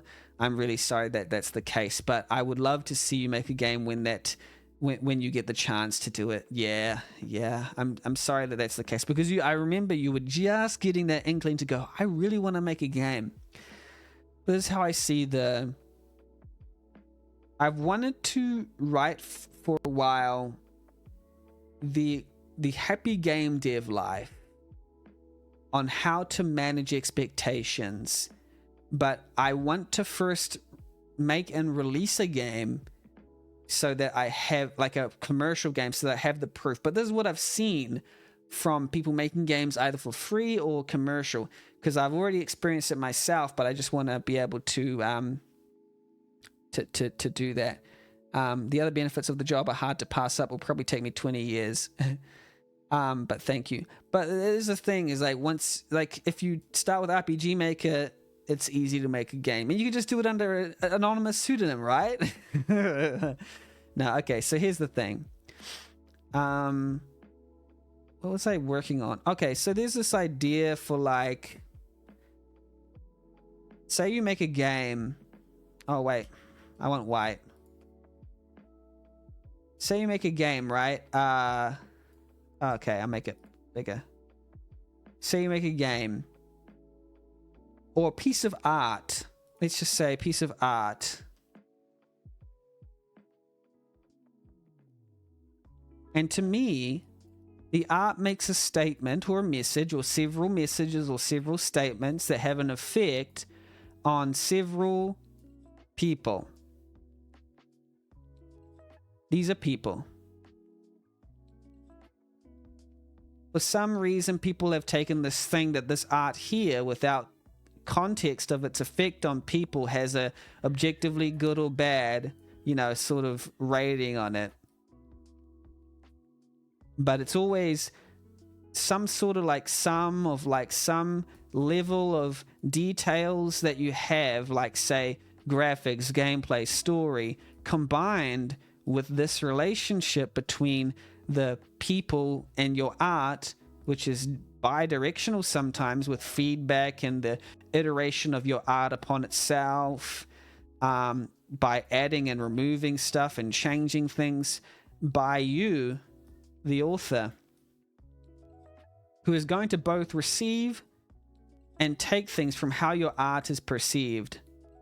And these are usually in the form of, like, emotions, aspirations and goals, and the things that you wanted in life. And these people also have the feelings and emotions and the things that they wanted in life. They have their own goals, their own aspirations and stuff. So you have to go, okay, what are my own goals? What are my own ideas and aspirations? And how can I achieve that? By making this thing right here, so that when it goes through this output, when it's finally finished, or during the portion which is finished, and I send out marketing releases and so on, that I will get the feedback I want from these people, so that I will get the eventual feedback here of like, okay, I'm getting this, I'm getting this, I'm getting my satisfaction, I'm getting my joy. But the thing is, people don't even usually define this part right in a way that they're going to be happy with it at the end. They kind of just go, well, I'm going to do it. And they don't really define clearly realistic expectations of their own work, that they're going to be happy with what they do. They often just go, oh, it's got to be good. But what does good mean? Where in the variables of like all this stuff does good factor in? The definition of good will change over time. It will be some combination of how it's perceived between the people, of some this thing plus this plus this plus this, and then depending on how you're feeling on the day, it will change to actually I like that bit more, that bit is not enough, and the thing that you thought was good at the beginning of the development phase, it might not even match the thing that you think is good by like, hey, 1 year in. You might have been happy to just release something at all. And then 1 year in, all of a sudden you're like, I need 1,000 wish lists. And then like 2 years in, you've got like 500 wish lists. You're like, I need 2,000 wish lists. It's just like changing of the stakes of everything that's going on. But you don't even define these numbers. And some people don't even define these numbers in their head. And sometimes it can just get overwhelming. So I've got my list of things that I think it's good to have a defined list of things that you want. My thing, and I think the bottom line for your art before you create it should be something that's like super easy to the point where you can't really fail at it out of not failure of trying. My one is finish the thing, and be sure to consider that if you finish the thing, it is a success. That's my opinion. So just purely finishing the thing. This goes for any art, in my opinion. The releasing of it, and yeah, that's what I do with the music. Yeah. And maybe even one person listens. They don't even have to like it, because the thing about liking, what does liking mean? How do you define? And the thing is, your mind can play tricks on you, whether people actually like the thing that you've released. Even if they keep saying that they like it, will you actually believe that you like it? And how can you confirm it? So if you can never confirm it, you'll never be happy with what you've released. But at least this is definable, the finishing. Well, even then, you might not consider something finished, so you have to have a really strong definition. It has a name and it's on Steam, or it has a name and it's on itch.io. And maybe you're like, okay, and it has 2 pictures and it has at least 1 download. And then you're like, it is successful. And that is out of your hands. Even if at the end of the development cycle, you don't believe you feel successful, but you've defined beforehand, itch.io, at least 1 download, at least 2 pictures, then you are forced to say it's successful. And then you can have 2, 3, 4, you can have an escalating series of goals that you'd like, right down to like 25, which is the pipe dream. I want to get Game of the Year or something like that, and then these goals down here, as they escalate, these ones can change over time for sure. Like you can be like, okay, maybe I want 1,000, maybe I want 10 reviews, or maybe I want my friend Jacob to like it or something. And even if you fail at like one of these, or you succeed at one of these, you'll always know that you succeeded at finishing the game. And that's what people aren't usually, most happy about.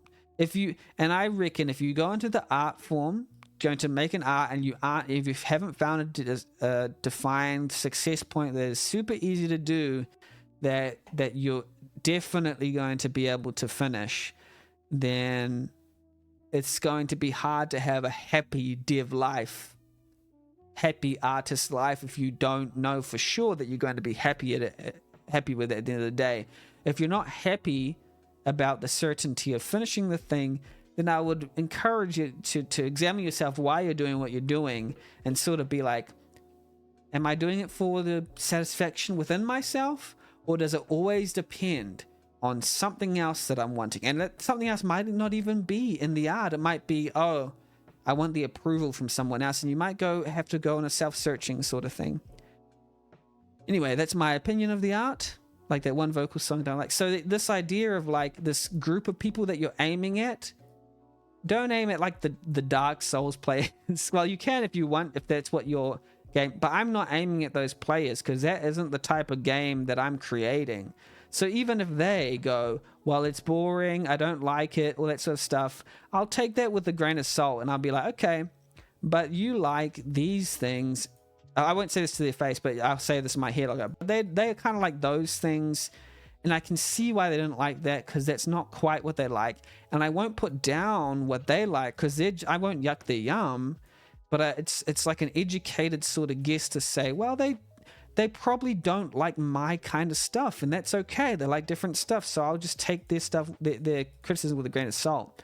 But at the same time, being honest enough with yourself to say, well, if my target audience who likes, if it's paper thin that I'm making, who likes Disco Elysium, who likes Pentiment, if they say this didn't hit for me, then I have to kind of go, okay, they love the things that I want my audience to like.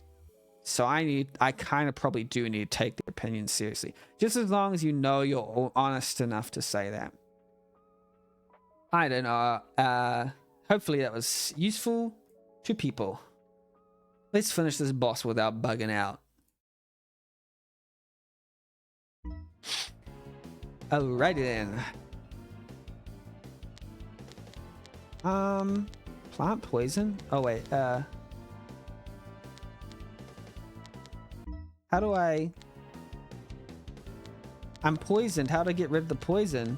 Okay. Lucky I blocked. Okay. So this one here, I'm going to get back my Mystic Energy. I'm going to get back my Mystic Energy here. Yeah, like that one vocal song you don't like. Yeah, yeah. And that's fine as well, because sometimes we don't like the things we make, and that's okay too.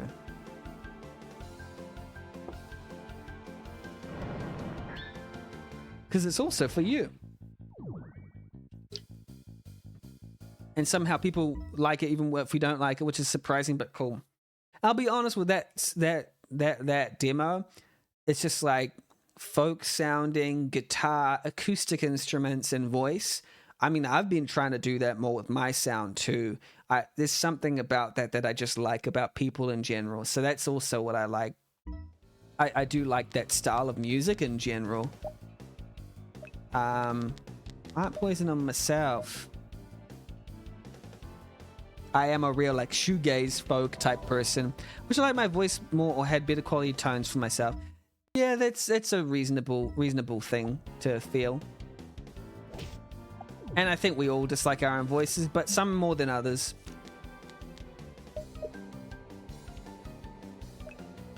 I have to heal myself.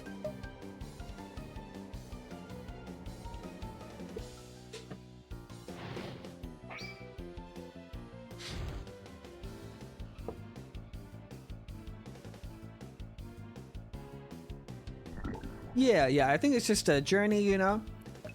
And just because people like it doesn't mean you have to like it and you have to entertain it. You can reject things that others like just because you don't like doing them. That's also fine.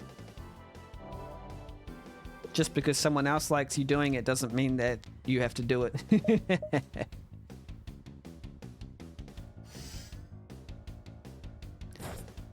I guess it could be like how Freebird is kind of rejected by the creators, but they get requests all the time. Yeah, and Radiohead don't really like playing Creep, I think.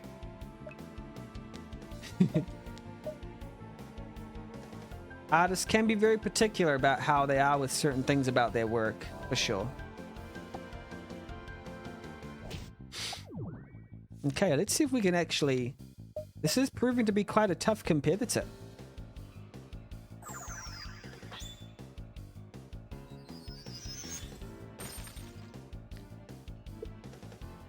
Okay, we're gonna okay.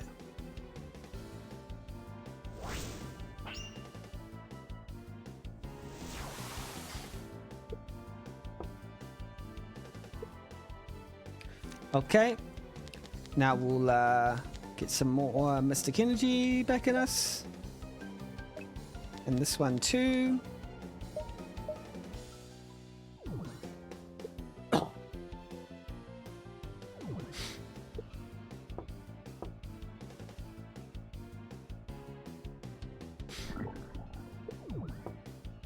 Okay. Bolt.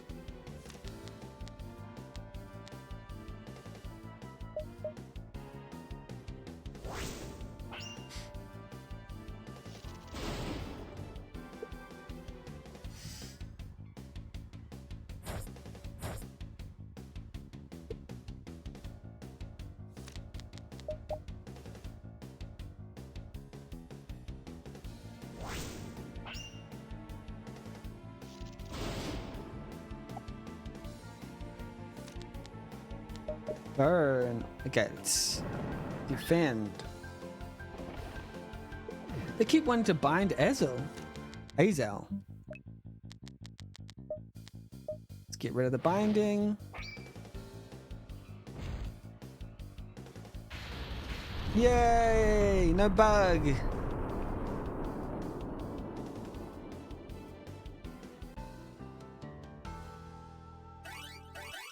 Woohoo! Essence shards. I don't know what they do. I should have examined. What a horrific creature. I can't believe we managed to stop it. Something like that shouldn't exist, but with Terra Astri they could. Azel, wait. I think I still don't know what Terra Astri is, but I should know. This must be the real Astri chamber. Astri? It's gone. I'm sorry for slowing you down. Maybe if I hadn't come back here, you could have prevented this from happening. You did not slow us down. I suspect that Astria was taken long before we encountered them. We just need to go to the next ley line to stop them, right? I'm sure together we can... No. Oops, I skipped it. I can't let you get involved, but if I don't report this to the Order immediately and get to the next Astri before those three do, the consequences will be dire. And I don't like dire. I understand, it's just... What did Decatur and his group want with me? I don't know who I am, Azel, but what if they do? And if that's the case, what if I'm already involved in their plans and just don't know it yet? Well, I don't know what it is that they're planning. I do know that they will be expecting you to travel with me. It is safe for us to part ways. And historically speaking, I've found I'm better off working alone. I see. Well, I was planning a journey to Anatas, and I met some people at the village who may be willing to travel with me. Maybe that's where we'll find some answers. I think that's a fine plan. A city of mysticians will be a safe place for you. Will we meet again? I believe that we will. The Shadows Order operates in Anatas. I'll be sure to seek you out once you arrive. Perhaps we can even address your memory with the Order's more advanced magic. Oh, so we're going to meet Azel in the place, in the city that we're going to. Travel safely, Oliver. I will. Goodbye, Azel.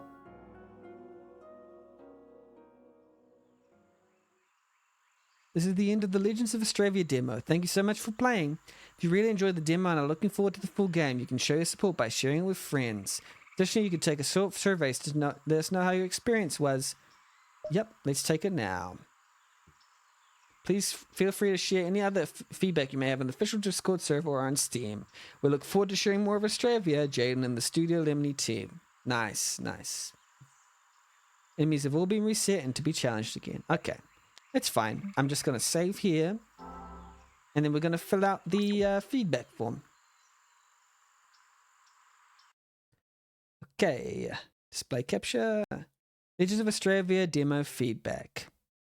Please answer the questions below as honestly as you can. I'm just going to let this fill the screen. Oops, this should be behind everybody. Behind me too, thank you. Get behind me. There we go. Perfect. Alrighty. At any point of the game crash or stop working, but I've already submitted a bug report. What was your favorite moment or aspect of the demo? I really like the reworked pixel movement system that differed from the exclusive prototype I played. It's quite reliable and really well done. I also can't remember what parts have changed from that original prototype I played, but there was a really cool animated moment outside the shrine where a particle was deflected that was really nice to see. The UI is very well streamlined. I like it a lot. What was your least favorite moment or aspect of the demo? The crash I got. Lol. Is there any other least favorite moments or aspects of the demo? I don't know. Not really. Was there any feature or content that you expected and didn't find in the game? No, not really. I think it's gone at an okay pace so far. I expect that many of the gameplay mechanics will be explored more maturely as the game goes on. So far, it's fine. Great, even. If you could add, remove, or change anything in the game, what would it be? I don't like thinking about changing other people's games. If you could add, remove, or change anything, I don't know. I just say I don't like thinking about the aspect of changing people's games because it seems quite invasive to me. But what would I? Oh, I just remembered. I would make it so that while defending using left trigger, that the battle would speed up just the same as when using right trigger. I always felt so weird when I get DMs and I remember from people saying, hey, I made a few changes to Black Moon Prophecy. Can I publish it on the game page? I was always like, no. Did they do that? They're like, hey, I made it. They're like treating it as open source. Like, hey, I changed your game a bit. Because that's the way that like RPG Maker 2K3 games and stuff were, right? They're like open. Their files were not encrypted. So they're just like, you're just like changing them.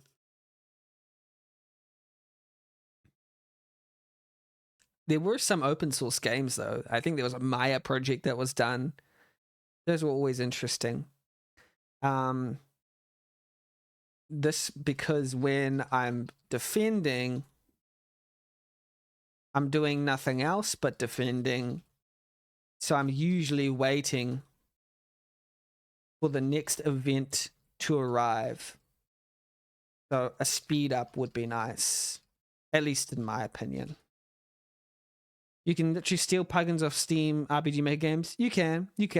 There is also, I mean, it's not legal. I'm not endorsing it, but there is also a decryptor for like RPG Maker VX Ace games, and MV and MZ games. Although the MV and MZ, the encryption can be strengthened, and in some MV and MZ games, there's custom encryption that makes it very difficult to unencrypt them or decrypt them, other than maybe getting some images and music, unless you're really good at it.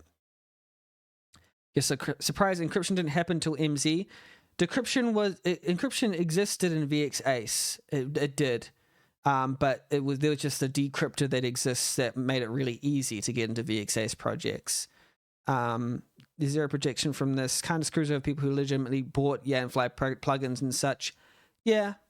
And that's why Yanfly, that's partially also why Yanfly and such obfuscate their plugins, which is also a very tenuous issue with people, which is fine.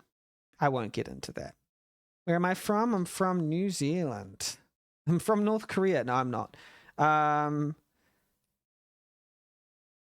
If you could buy the full game right now, what's the price you'd be expecting to pay for it? I don't want to say, to be honest, because it's so hard with price points. It's such a tug of war, really. I'd have to play the full thing. I'd have to play the full thing to know for sure.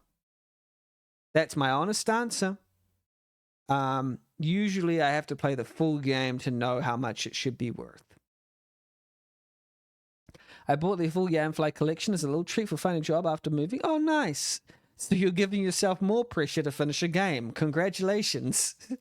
In a few words, how would you describe the game to someone? Now, this is a funny thing. This is because this is like marketing. This is a hard one. Because for a game like Legends of Astravia, I will be completely honest. If you disregard the execution details, which are very solid, it's generic as all hell. I'm just going to say that. Generic as all hell. And that's fine. Because like if a game like Sea of Stars is generic as all hell, but just done well. And I'll be honest, it is the most generic JRPG setup.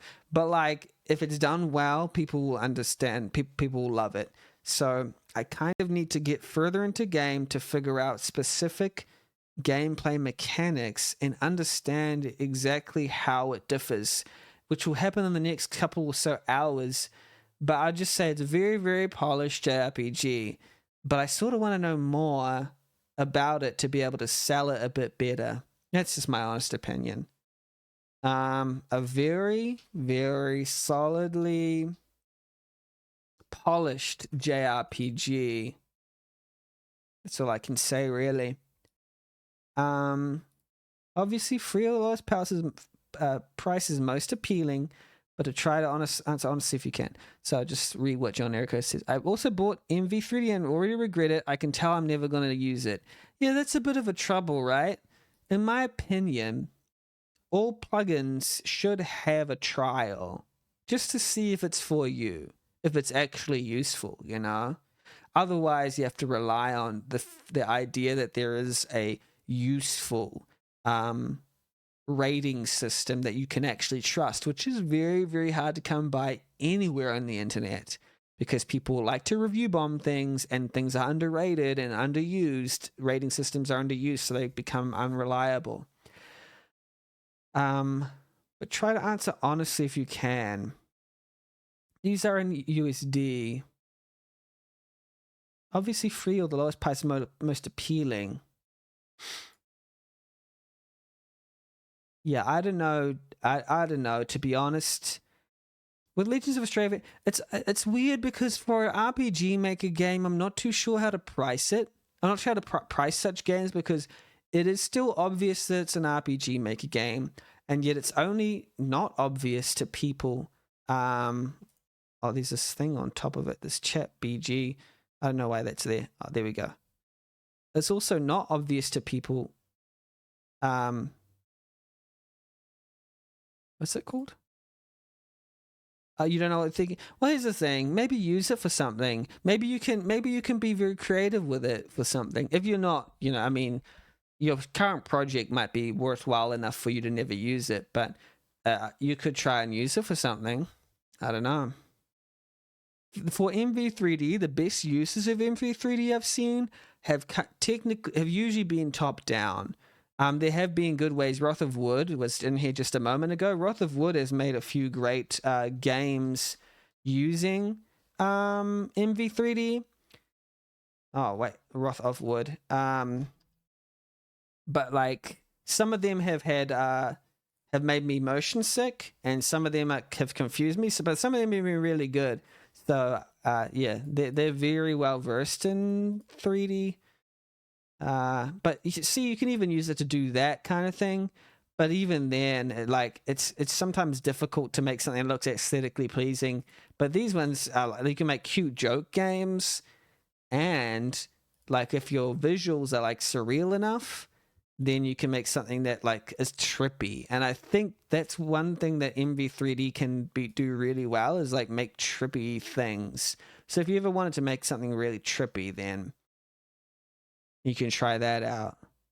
Like an exploration style, like Yume Nikki style game. I thought of maybe using it to have 3D battle backs, but have the rest of the game be 2D, but I don't know. Yeah, I don't know how to do that, but that seems like a fun idea. Like this game had that. I don't know if I don't think they use the 3D plugin for it. If you have any other thoughts, feel free to add them here. Game overall. Much love to Studio Alemni. Heart, heart, heart, heart, heart. Wait, did that submit? Oh. Why you get me to do this? I failed the... There we go. Alrighty. Okay, so I think I'm done for today. I am exhausted, and I'm starting to feel something coming up in my throat, and I don't know if anyone has noticed. This might be too much information, but I've found it hard to speak, and I'm figuring that might be because of my infection. So that's how bad it's getting. I'm like, oh my goodness. I'm like slurring my speech and such. Yeah. Because anyway. By the way, my game doesn't even have a title right now. This is the kind of energy we're dealing with. Couldn't even make up an itch page if I wanted to. Hey, just keep iterating on it. That's my opinion. I can actually show you how I've currently set up my sort of to-do list for my game. And this might not fit for your style of how you create your game, but it is for me. Huami's sick now too. I wonder if something's going around. Might very well be in the good country of New Zealand. This is simply what I have here. If you think of ideas and you come up with them and you're like, okay, create kaleidoscope objects in the map, enable 2-square dash, blah, blah, blah, blah, blah. I just have a list, a to-do list. Yeah, it certainly feels, yeah, it's winter over here, I believe. And you just have a list of things. I haven't been keeping up to date though, because I've just been doing this very specific thing to do with grid tiles. I've been working in Unity actually, but yeah, I'll show it when it's worthy of being shown. And I would like to get multiplayer gameplay going for the game, but I don't think it's worthy of being shown right now. So I'll show it when it looks good, when I actually have something going. But it's under, what's it called, construction. Anyway, I'm about to raid us out. So let's just put the music on. Yeah, I can feel my throat just getting more and more dry. Thank you for stream. Yeah, thank you for coming watching the stream. I just need to get those 2 games out of the way. Yeah, I will take care. I wonder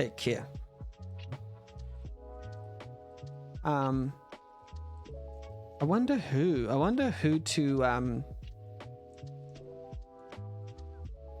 to raid.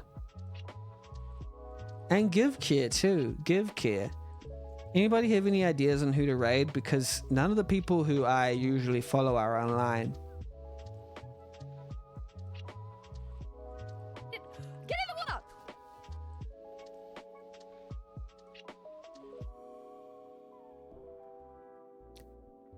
You don't care about raiding Fortnite? Thor is on. Okay, but I think we'll raid Kinpachi 512.